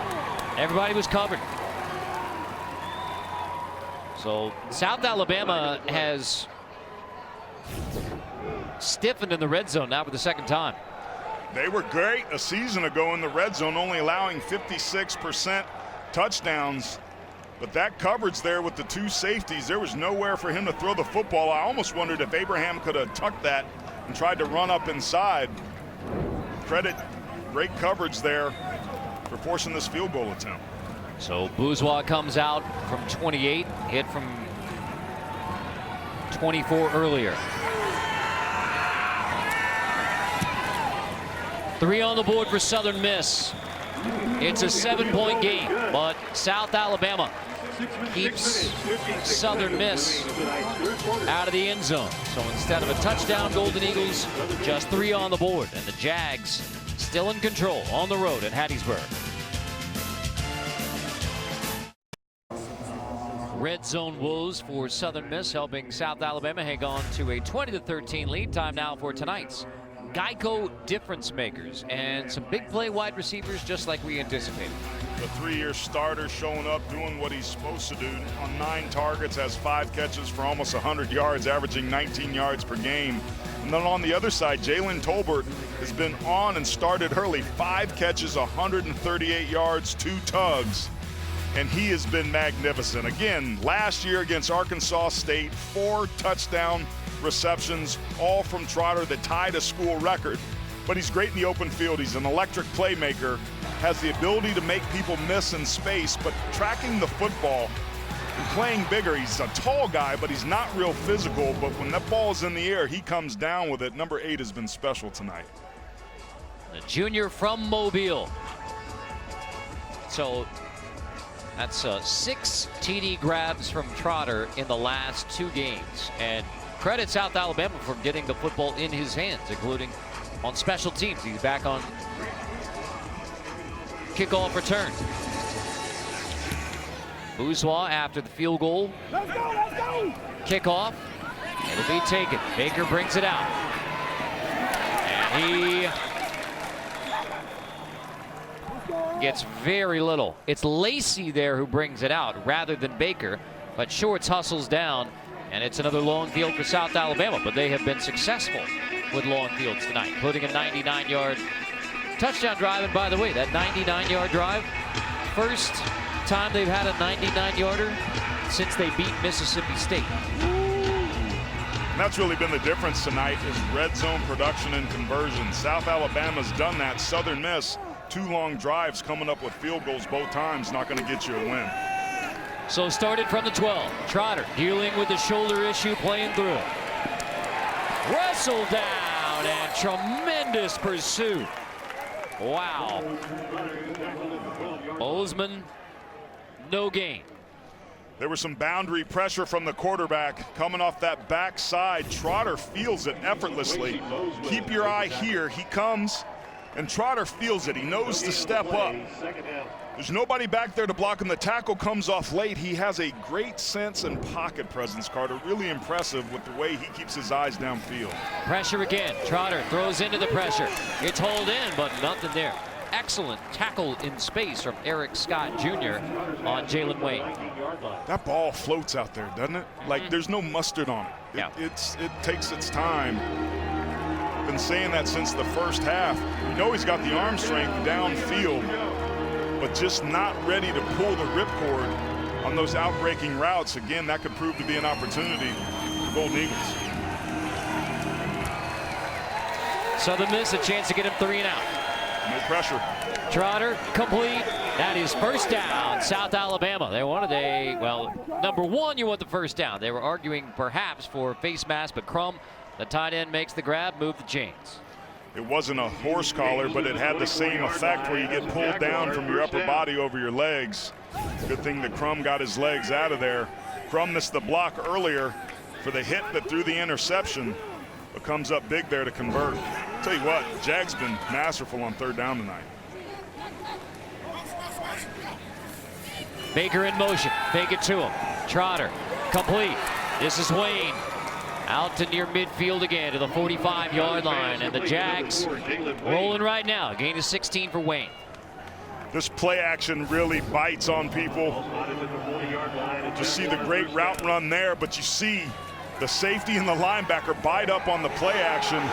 And now Trotter going long, flags down, going to get a pass interference, looking for Tolbert. Jags hitting the tempo on that offense, caught me a little bit still talking, trying to catch Southern Miss off guard, Pass and interference. pays off. Defense number 18, 15-yard penalty and an automatic first down. Natrone Brooks called for the 15-yarder. Now, I really respect guys that play physical, but you have to be smart. You can't just put your hands on and knock Tolbert down and then put your hands up like, man, it wasn't me, it wasn't me.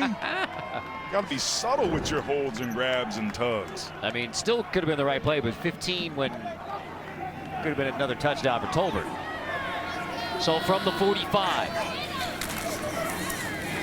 Handoff. That's Lacey on the sweep. Lacey takes it inside the 40-yard line. Scott makes the stop. It's a heck of a play there by Scott to disengage the block, get himself free, and come off that outside edge and make the tackle. It was blocked up beautifully. But Scott, there being the force player, does what he's supposed to do and comes up with the tackle.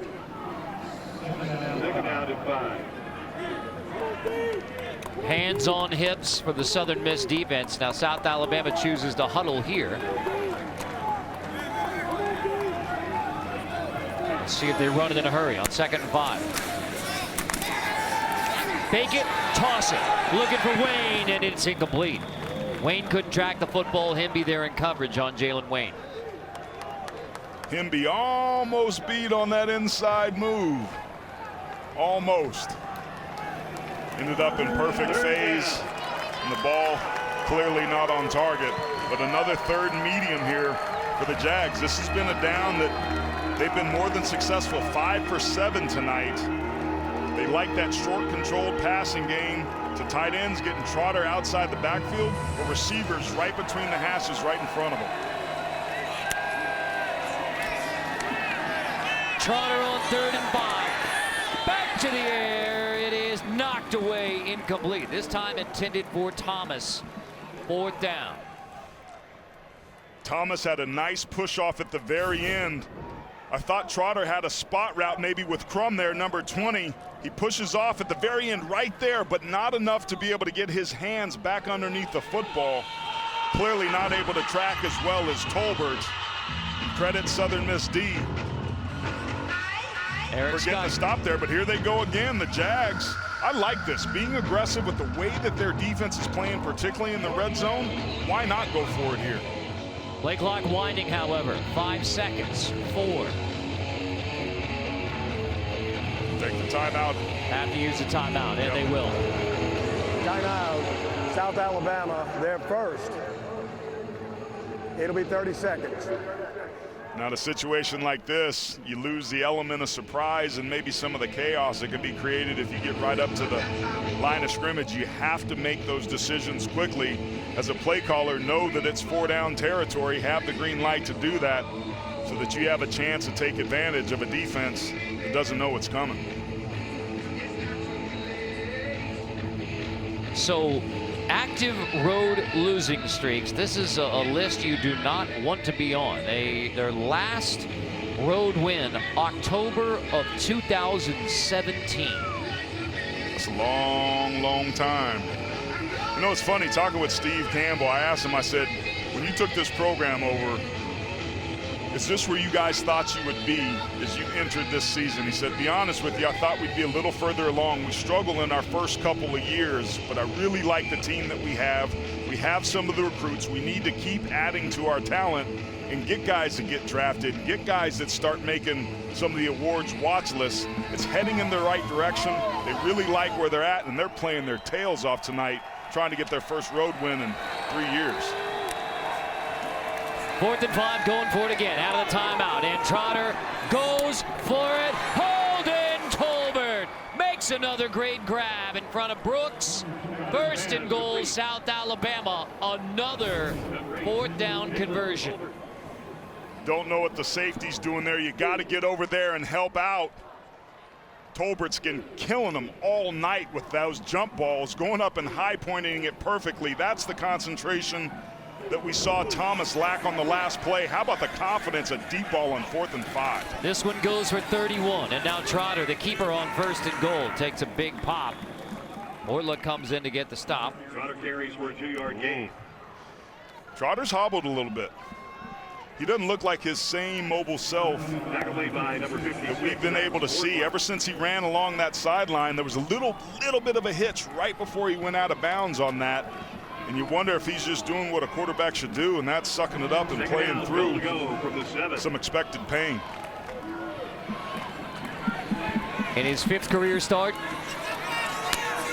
career high in passing. Tyre goes in motion, give it to Davis. Davis tough running inside the 5. He's going to reach and stretch, but he was down.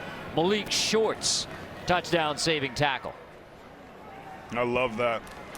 It's the stretch zone. It gives the running back an ability to run laterally. When he sees the lane, puts his foot in the ground and goes, that right elbow's down, that right knee is down. You love and appreciate the effort by Davis, but a good call by the officials. 11th play of the drive. Desmond Trotter on 3rd and goal.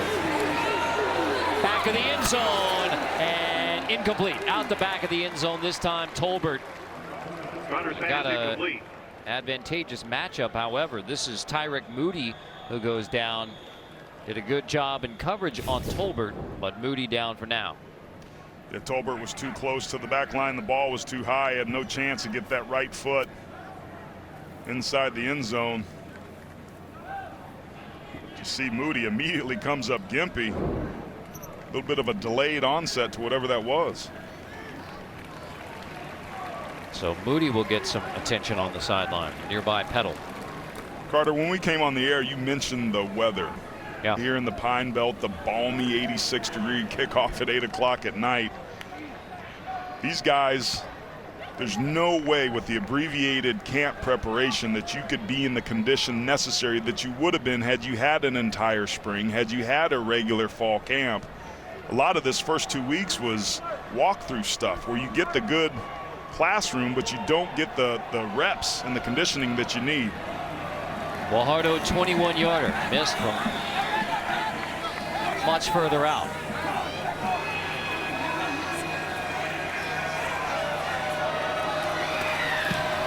Guajardo, 21-yarder, that is good. 3 more on the board for South Alabama. Golden Eagles hold them out of the end zone. 15 seconds remaining in tonight's 3rd quarter. 4th down, set it up again. And when it's 4th down, you need to convert. Where else do you go but Jalen Tolbert? Hauls it in for 31. That sets up the 21-yard field goal. And South Alabama going for a big win on the road to start 2020. South Alabama out of the Sun Belt, leading Southern Miss from Conference USA late in the 3rd quarter. Saturday, 1:30 Eastern. Our college football week 1 coverage continues. Middle Tennessee State taking on Army from West Point. Catch all the action CBS Sports Network. Ben Holden, Ross Tucker, and Tina Servasio will have it for you, including Asher O'Hara, who took over a big role, Middle Tennessee quarterback, over 1,000 rushing yards and 29 total touchdowns. One of the biggest weapons in all of college football at QB for Middle Tennessee. Big shoes to fill. That Stockstill family has had a long and prosperous career there in Middle Tennessee. O'Hara had a heck of a year last year. Rick and Brent. Asher from Rolling Meadows, Illinois. All right, if you're Southern Miss, you need some sort of spark play here. South Alabama's not letting up. They're playing good defense in the red zone in their offense. When they touch the ball, they're getting points. Golden Eagles need to respond. From inside the 5, Tim Jones slips away. Tim Jones across the 30, skip along. He brings it out across the 40-yard line. There again, your spark play comes on special teams for Tim Jones. It's a 38-yard return for Jones. In the second half to start, Southern Miss came out and took a deep shot to try to build off this momentum. It's going to be interesting to see the play call here. Do you take the cheap shot or the deep shot and try and keep it going, or put a methodical drive together that must end in a touchdown? Best starting field position for Southern Miss. They've had 2 drives that went 10-plus plays that didn't result in a touchdown. Difference in the game.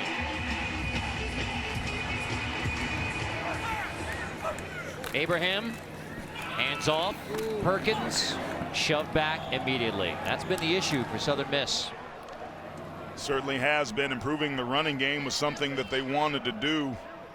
Less than 50 yards on the ground tonight. That's not the sort of improvement they were looking for.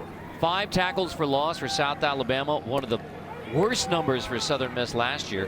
They gave up 7 tackles for loss per game, and it has not gotten better tonight. They're right on that pace. Abraham on 2nd and 11. He's looking long. Settles for a dragging receiver, McCoy, who's going to take it inside the 25. Abraham wanted the deep ball, but McCoy dragging across. Makes the grab and turns it into a 34-yard gain. You're going to see him come from the right side of the screen. Watch the way Abraham goes through his full read, comes back to his last outlet, hits him in stride, who then just turns on the afterburner. Those are the sort of spark plays that this offense has been missing. Not a long throw, but a big run after the catch. So Jones on the kick return. And now McCoy. Inside of a minute to go in the 3rd. Golden Eagles trying to come back at home. Abraham, Perkins, stopped again. Nothing. Cole leads the way. Goldman there. These linebackers are biting hard. Might be a play action opportunity. The defensive line's winning their matchups up front. They're crossing faces. They're shedding blockers. It's an offensive lineman. You got to stay between the defender and the ball carrier. And number 12 and the rest of that crew, Riley Cole and the rest of those backers, Mobley, just leaving little room to run up there. Press coverage up top, single safety.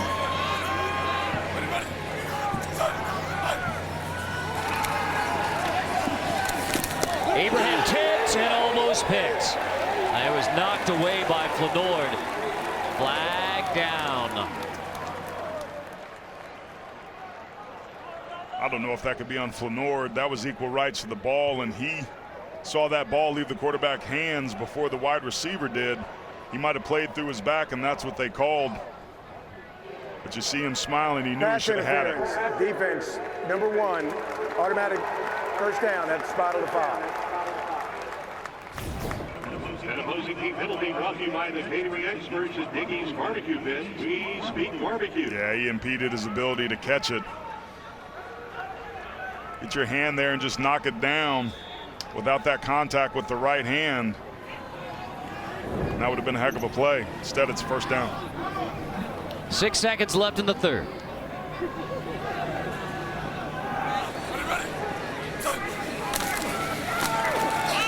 Gore. Nothing again. It's DeShazer who makes a stop to bring the third quarter to an end. So we head to the fourth. And our college football opener on CBS Sports Network. South Alabama by 10. You're watching college football on CBS Sports Network, presented by Geico.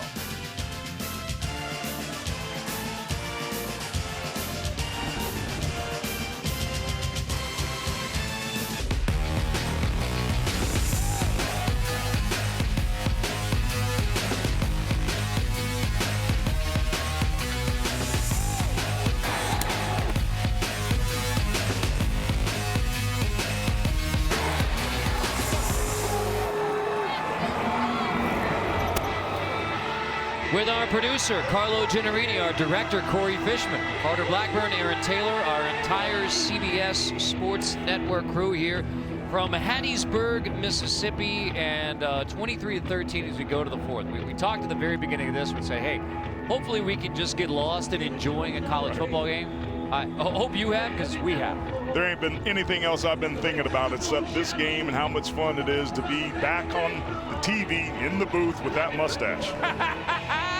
You know, I think we just have about another week before we say adios to the. Now the beard was really sad. That's when the beard, you know, in the early days of the quarantine, and had the beard going, and that just didn't work out great. That looked like desert island stuff. So mustache, more fun. Abraham hands off. Ragsdale inside the 15.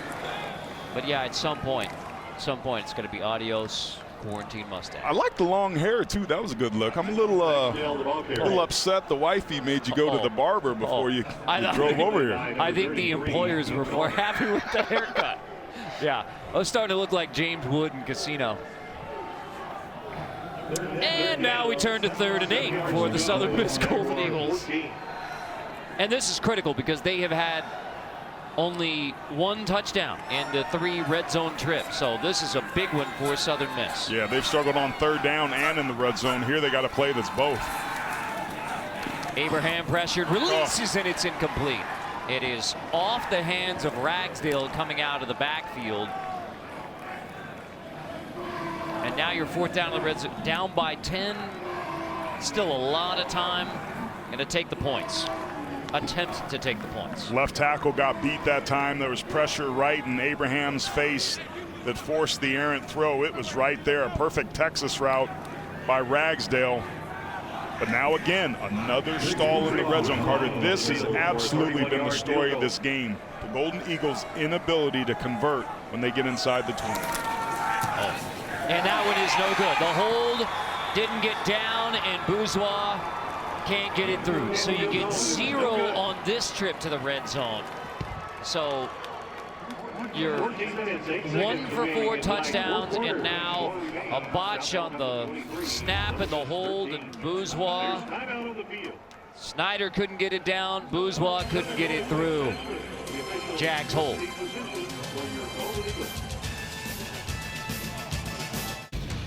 Time now for Pound for Pound, brought to you by Rogue Fitness. Jalen Tolbert, 195 listed. So this is an easy pound for pound. He's been the best. He has been the best. He plays like a big-bodied wide receiver, even though he isn't very big. He's tall and lean and tremendously athletic. But his ability to high-point footballs and track the football and body contour is pretty impressive. How about that drop note there? 6 touchdowns in the last 2 games. That's money.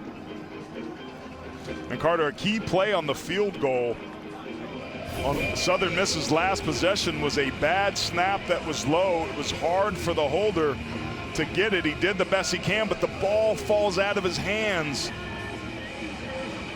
right as it's kicked, and that's what forced the miss. No pun intended. That hair is sweet, though.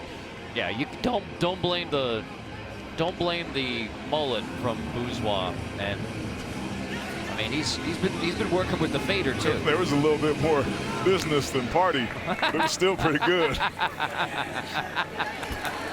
Davis, oh, it slips through. He's still tackled for a loss, but that's a 1 yard loss versus a 3 yard loss. That's some of the toughest and best running yards Davis has had tonight. Makes the job of the play caller quite a bit easier, but credit Southern Miss there for getting some penetration there and playing on the other side of the football. They've struggled to do that, as you see Steve Campbell with a 10-point lead with 13 and a half minutes knows that these next couple drives are extremely important. Desmond Trotter. Pressure, but more space on the edge. Wayne makes the grab. He'll be short of the first down. Harrell makes a stop. One of the things I noticed about Trotter is his eyes downfield. Watch the pressure. He's so poised in the pocket. Some pressure backside, pressure in his face, but he never drops his eyes. That's a sign of an experienced quarterback. He's only a first-year starter, started 4 games a season ago, so very little experience, but got some very good mechanics that allows him to be successful. Quick snap, 3rd and 1, get it across. Appear to get it across. Both teams pushing, but that should be a first down. Now, Bozeman comes out of the pile with the football. But the call is first down. Take a look. Not officially. Looks like first down, South Alabama. And that's a 2nd, 3rd, or 4th and short situation that the Jags dialed up a sneak, put some trust in that offensive line. Southern Miss was pretty stout there. They didn't need much, and they got it. They're playing on. Fake it on 1st and 10. Trotter steps up in the pocket, steps away, puts a wiggle as he gets across the 40-yard line. Hobbs makes the tackle. Trotter now holding his hamstring. He had a shoulder issue in the 2nd quarter. Now he's holding the hammy a little bit. Watch how he eludes pressure there. Bails straight up through the pocket in the B gap, but to your point, grabbing that hamstring, he's been hobbled since the first half, and now he's actually coming out. So Chance Lovertich into the game for South Alabama, and again there was a question mark after halftime because of the shoulder injury whether Trotter would be able to go in the 2nd half. He has, but now you give it to Lovertich. But you won a JUCO national championship at Mississippi Gulf Coast. They have a lot of confidence in him. Lovertich going to hand off. Davis on the right side. Good push. Davis gets it across the 45. His coaching staff has a lot of confidence in Lovertich. Let him come in right there at the end of the 2nd half and throw on his first play. But here they give it to Davis, who's running really hard. Another Golden Eagle down. This is, I believe it's Taj Sykes.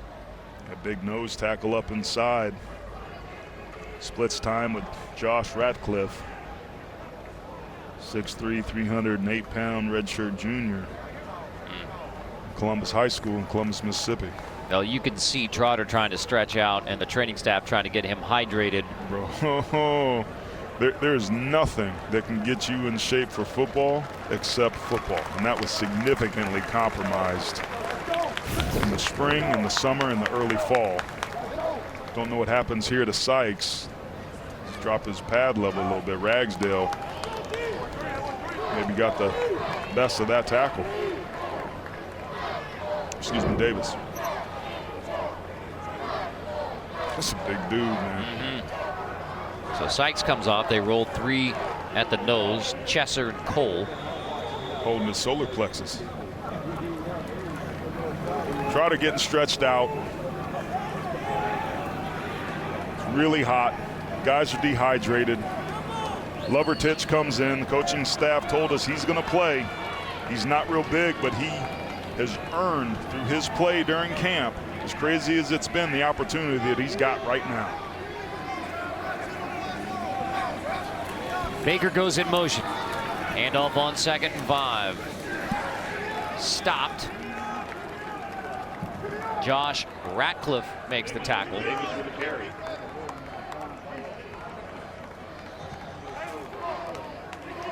Feel a little bit of the lull in the energy right now. Neither team really feeling juice. The Jags have their backup quarterback in. They've been pretty dang good, 60% on third down tonight. Got a very makeable 3rd and 3.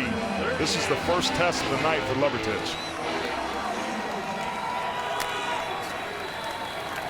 Levertich, quick hitter, caught, first down. Baker slips free inside the 35. Baker will take it. Touchdown, Jags. 52 yards from Levertich to Kawan Baker, and now South Alabama is in command in the 4th quarter. And look at that body language. It looked like Levertich bobbled it, but he didn't. It wasn't a snap that was on target, but he pulled it up, put the laces on the money to Baker, who then accelerated beautifully. And again, missed tackles for what looks to be a very tired Southern Miss defense. Guajardo misses the PAT. No good. Kicking woes continue. So Baker's from Atlanta. He plays for South Alabama, but he gives the Golden Eagles a little Mississippi half step uptown. Toodaloo.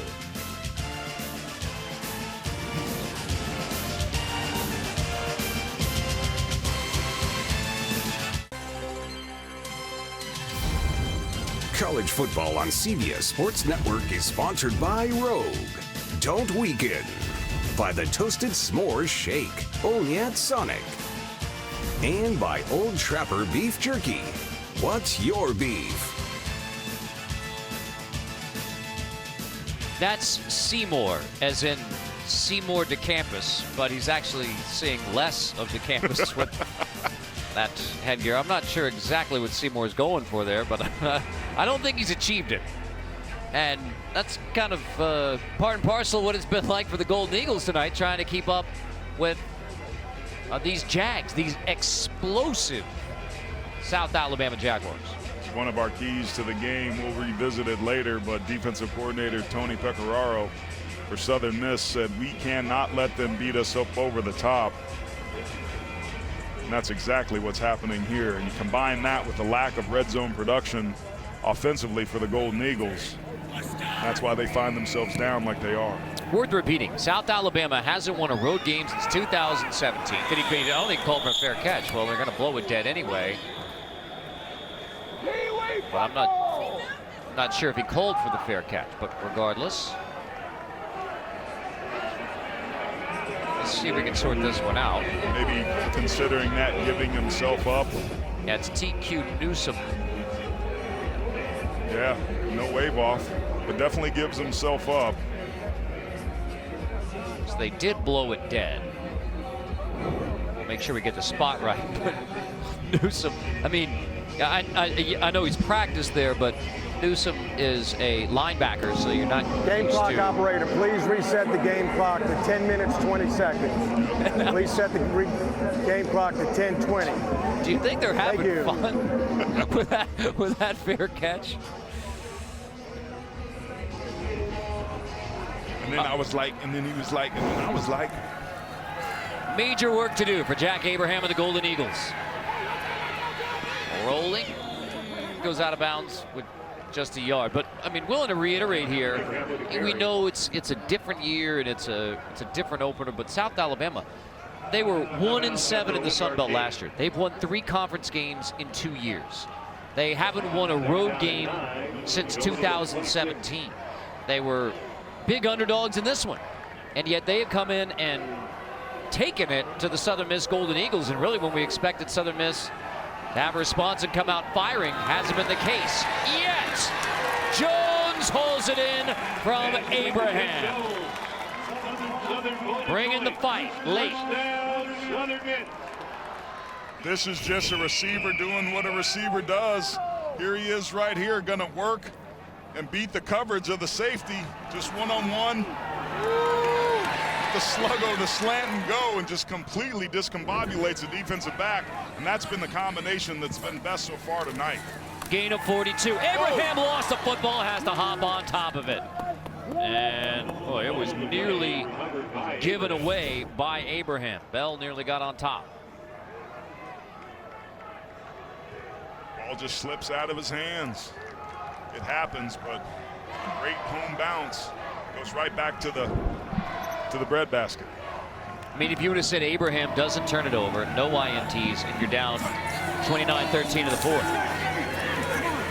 Brownlee, screen, blockers ahead, freeing Brownlee, takes it just inside the 20. It's another red zone trip for Southern Miss, but here's where the problem is for the Golden Eagles. We haven't seen much of the bubble screen game tonight. This offense a year ago was more of a deep vertical threat. We just saw that, but that's a nice switch up. But to your point, this has been the Achilles heels for them. Now they're going to mark it just outside the 20, but now it's officially a red zone trip where they have only one touchdown out of 4 trips, 2 field goals, and 1 miss. This is an important set of downs here for South Alabama. If they can get a stop here and force a field goal, it makes it really hard for Southern Miss, and it gives them a big emotional blow. And if you're the Golden Eagles, you get a touchdown here to get back into 9, maybe go for 2 to make it an 8-point game. You're back in this deal. Perkins takes a handoff. Cole makes the stop near the 10. He's the big bruiser. Southern Miss not rushing up to the line, being methodical, making sure that they protect the football and execute. 3rd and 1. Turn around, hand it to Big 33, let him move the pile.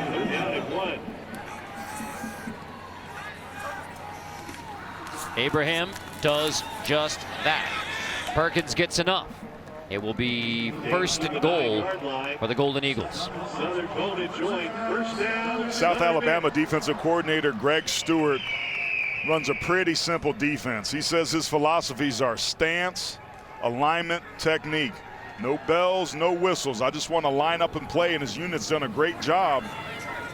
Can they find a way to force a field goal, get off the field here? Abraham pulls it this time. Takes it inside the 5. Big pop as he gets to the 2. I mean, took a lick from Trey Young, but Abraham, toughness never in question. 2nd and goal. I'm surprised we haven't seen more of his legs tonight, but he's pretty effective when he runs.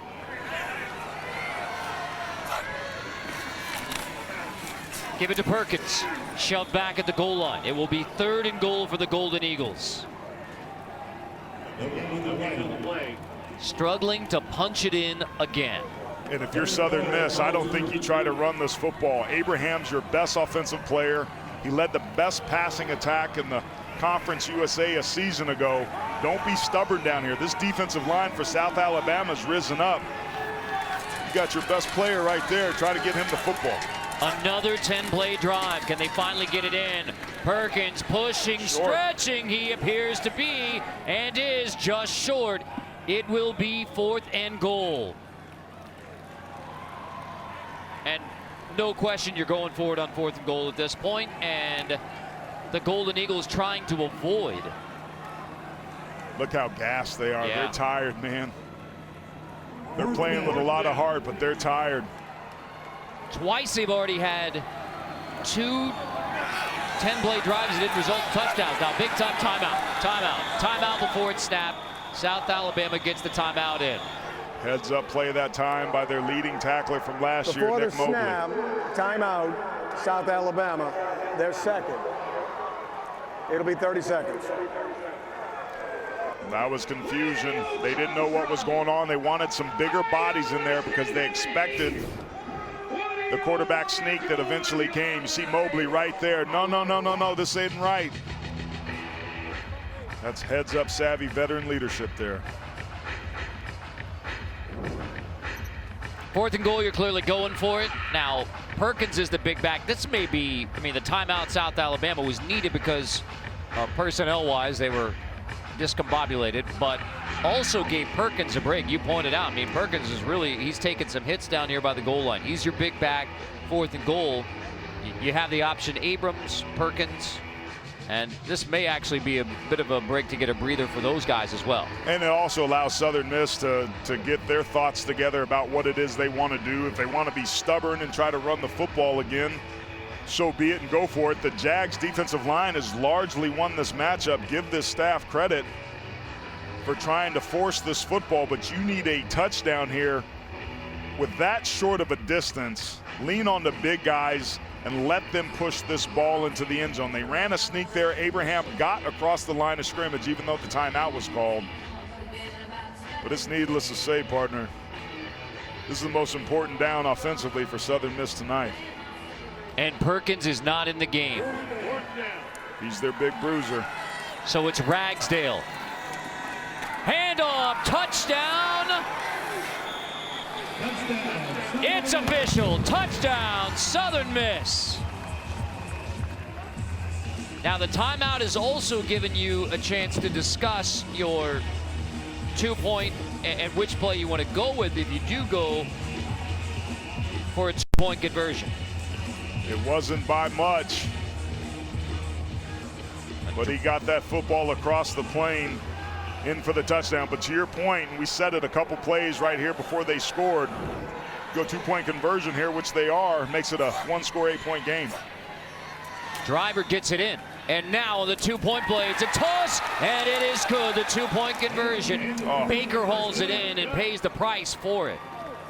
They had it all lined up. It was Driver who takes it in, and then Driver who tosses the 2-point conversion. Baker makes the grab, paid the price, but he gets the 2 points, making this an 8-point game. So it was all about the Driver. Narcus gets into the end zone for the touchdown, and then he tosses it on the 2-point conversion play. Baker makes the grab. Golden Eagles not done yet. Tonight's Old Trapper player of the game is Desmond Trotter, as much for fighting through. Shoulder injury in the second quarter, hammy here late, getting it into the hands of his big play makers and making plays himself.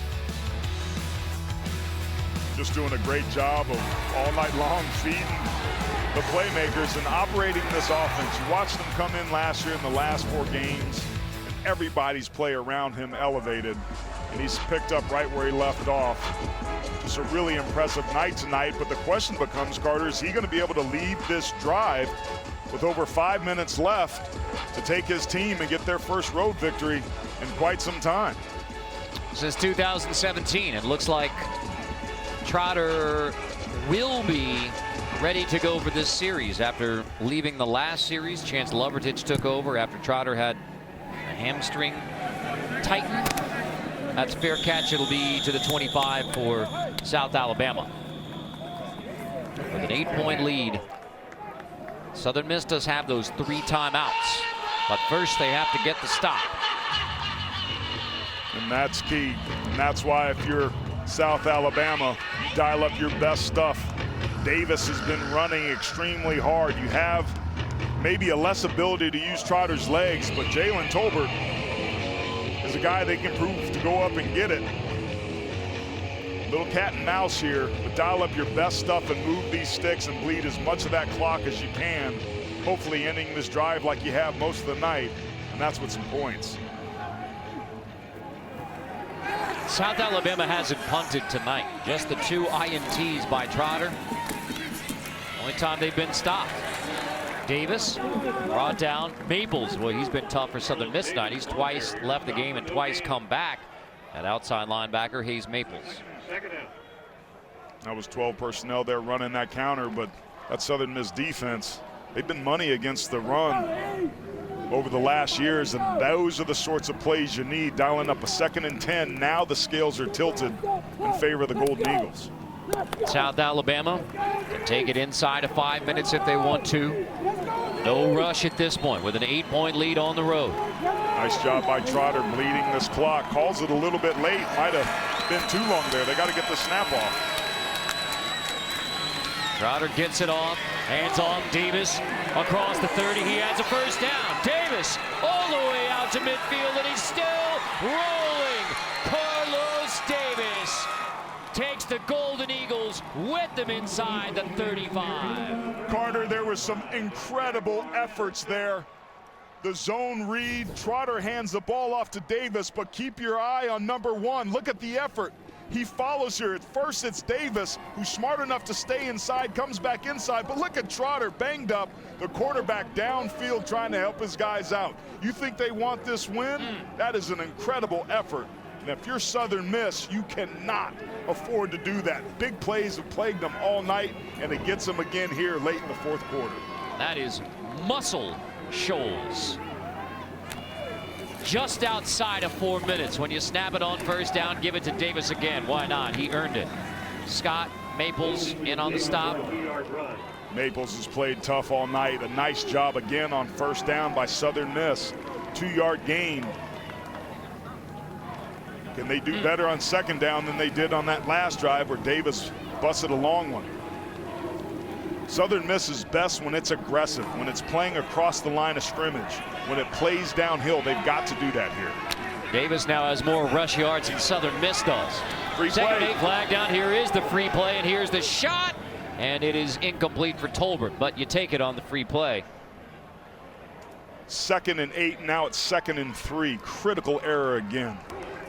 Offside, defense number 2 made contact with an offensive player. 5-yard penalty, so second down.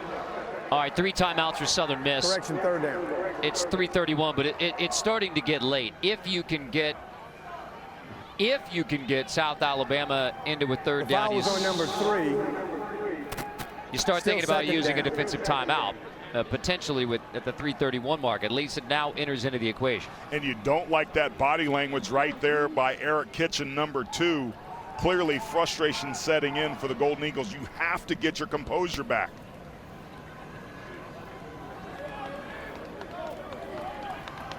And meanwhile, for South Alabama, you convert and you can start bleeding those timeouts from Southern Miss. No question.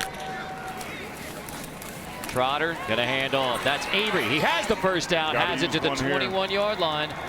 Well, the clock stops temporarily moving the chains. And so, I mean, not much of it, maybe 5 seconds, but that's now Southern Miss certainly needs to think about the defensive timeouts to preserve clock. But the bigger challenge is just stopping South Alabama. They can't do it. Davis off that right side. I'm surprised they didn't take a timeout there to let their guys regain their composure. You have 3. You know what South Alabama's going to do, bleeding the clock. But right now, you got bigger problems if you're Southern Miss than how many timeouts you've got, because you can't stop the Jags.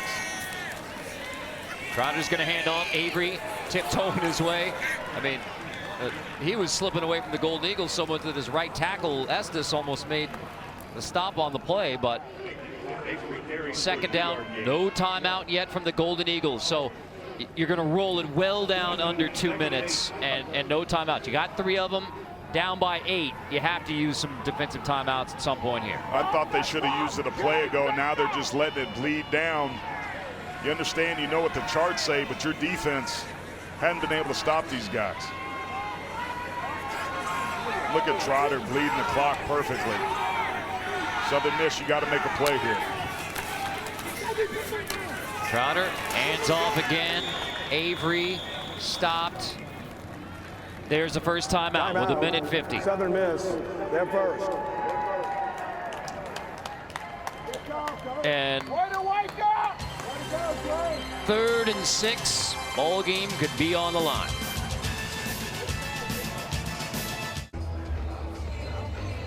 An 8-point lead right now for South Alabama on Southern Miss. And coming up when we're done, it is Inside College Football, with a full look at the landscape that is as we kick off the 2020 season. So we've gotten to that odd score, 29-21, in part because of some woes in the kicking game. I mean, neither of these teams has a reliable kicker. Guajardo has missed a PAT. He's missed from 46. This is his first game as the placement kicker. So 3 on the board for South Alabama is not a given. So that factors into these decisions as well. Southern Miss has 2 timeouts, and you think they should have at least used 1 more. just to regain their composure. They had to take it. You understand saving it to the very last minute, but to me it seemed like the defense was tired and frustrated. I would have liked to have seen a timeout taken much earlier. On 3rd and 6, keep it on the ground to run the clock. Nothing much doing in the ground game. There's the timeout with 1:46. So 4th down. Southern Miss, they're second. Do you have more confidence in your offense to Right. pick this up on 4th and 5 where they took a deep shot and let their quarterback throw it downfield and converted? Or do you let your field goal kicker get up there, which isn't a given at all? I mean, they have not. Southern Miss hadn't been able to stop you so far, and we'll take a look in a moment. The kicking woes for South Alabama. So that was maybe on the holder, but this is all plays in because there's the missed field goal from Guajardo, who again kicked off last year, but taking over placements, and then a missed PAT. So, you know, all of that, and you're going for your first road win since 2017. You don't hold back after everything that everybody in the country that plays this sport has gone through. If you want to win it all, you got to risk it all. Put the ball in your best player's hands, Desmond Trotter, and let him try to do it. Instead, they elect to kick the field goal. I don't think this is smart at all. I would have much preferred to see Trotter have a shot to convert this. Well, confidence in the kicker to see if, and the special teams unit, it may have been tipped, but it is good anyway. There is 3 more on the board. And it would take a miracle now for Southern Miss with 1:40, 1 timeout, and down by 11. So they show a lot of confidence in Guajardo, and he boots it through. Wow. So Steve Campbell in South Alabama. This is a momentous opportunity for this program. And it is a completely clean operation. The bobbled missed snaps that plagued them earlier were gone, and Guajardo drills it. It wasn't pretty. It took its time to get there, but it got through. And Steve Campbell absolutely loves it. This is the turning point in the win that this program needed. All eyes in the country watching this team. If they can hold on here, this might be the exact thing the doctor ordered for a team that was looking to turn the corner. I mean, that smile says it all. You closed 2019 with a huge upset win over Arkansas State.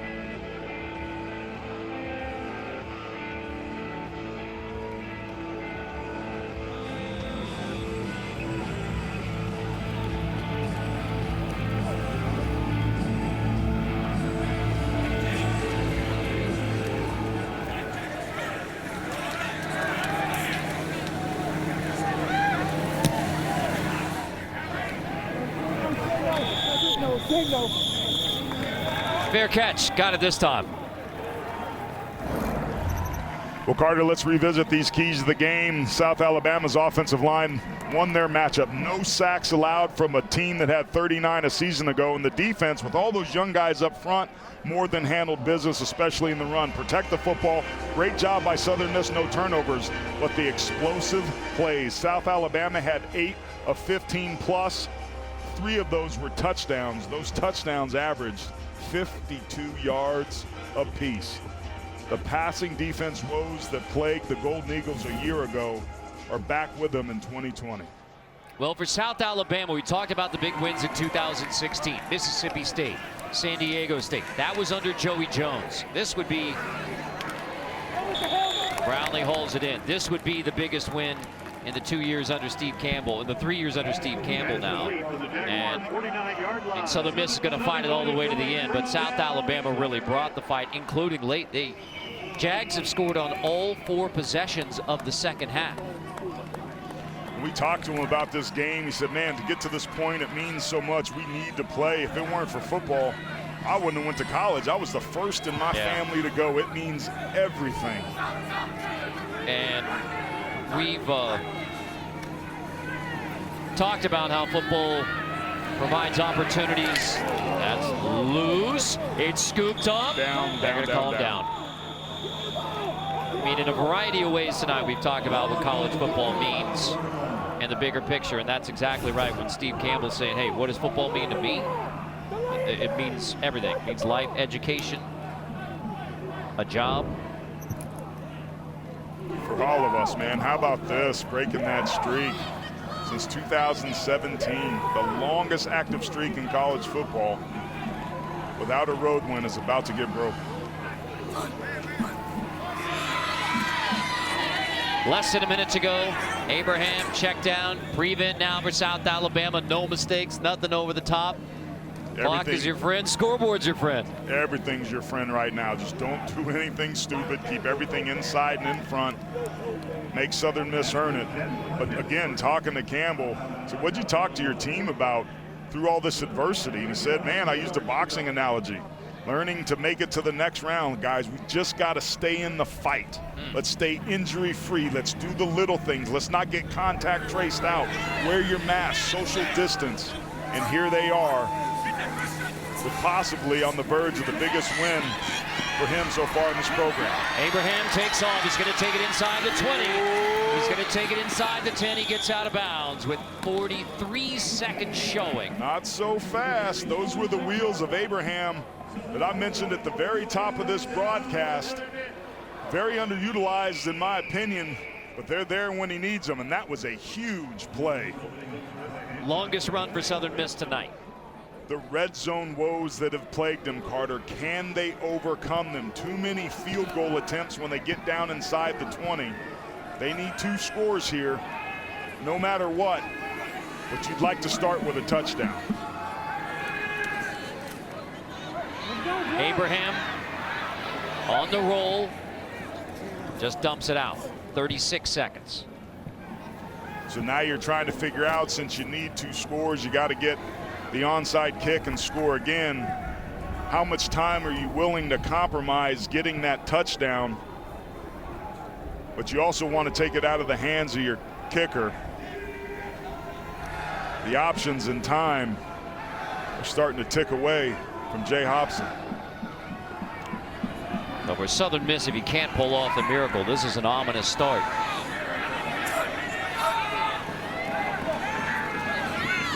Abraham, that is caught by Brownlee. He's short of the end zone.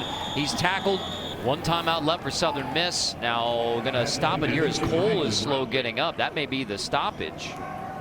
Timeout, Southern Miss. Okay. They're 3rd and final. It'll be 30 seconds.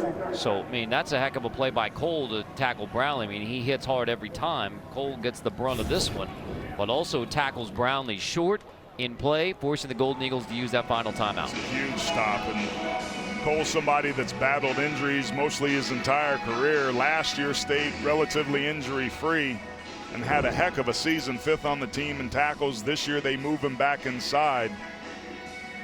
But again, defensive coordinator George Stewart couldn't have been more complimentary to the attitude and effort of Riley Cole. It was a huge stop there.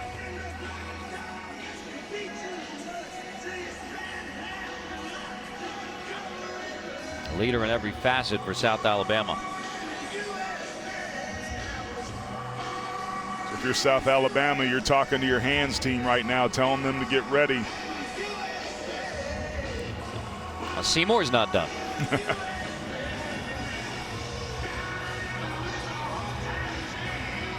Bro, we talked about it, man, at the top of this broadcast, how grateful we were just to be here. All we wanted for 3.5, 4 hours was to see football again. These kids, these coaches, this community, everybody in the country has wanted and needed exactly what we've got here. And who knows?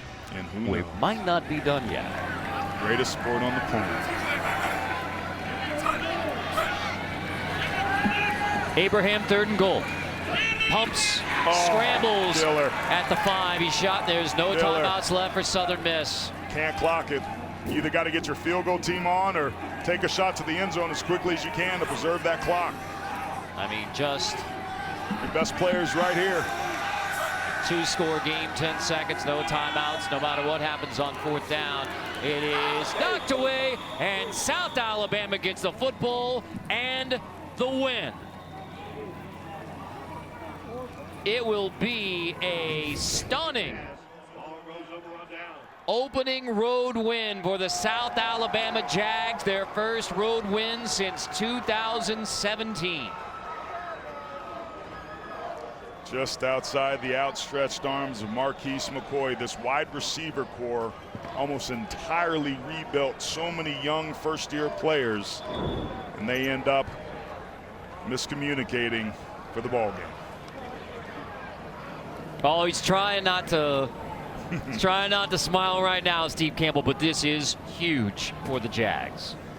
And let's take our hat off to Jack Abraham, man. What an incredible night. 22 for 32, 314 yards, but no touchdowns. He avoided the interceptions that plagued him towards the end of last year. But this is going to be a tough one for Jay Hobson and the rest of this crew. They fought hard, but not well enough.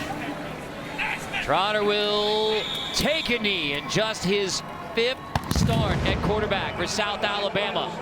He leads the upset win on the road to begin 2020, snapping the 15-game road losing streak. And they do it in decisive fashion, 32-21.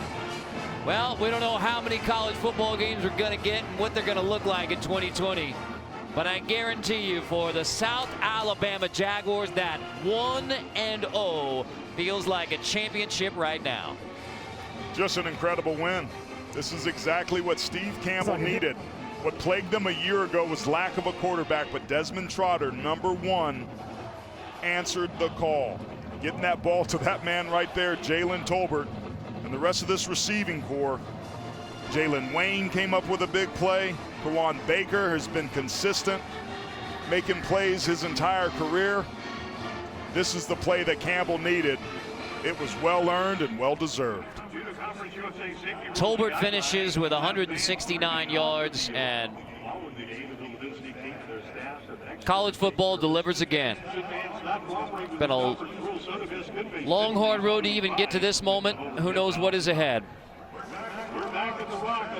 But it was a joy to have this tonight. It's going to be a fun 90-mile bus ride home, boy. Especially fun for the South Alabama Jags, 32-21. So for Aaron Taylor, our producer Carlo Generini, our director Corey Fishman, our entire hard-working crew, I'm Carter Blackburn. This has been a presentation of CBS Sports Network, the 24-hour home of CBS Sports. We now take you back to our New York studios inside college football. Adam Zucker, Rick Neuheisel, Brian Jones standing by.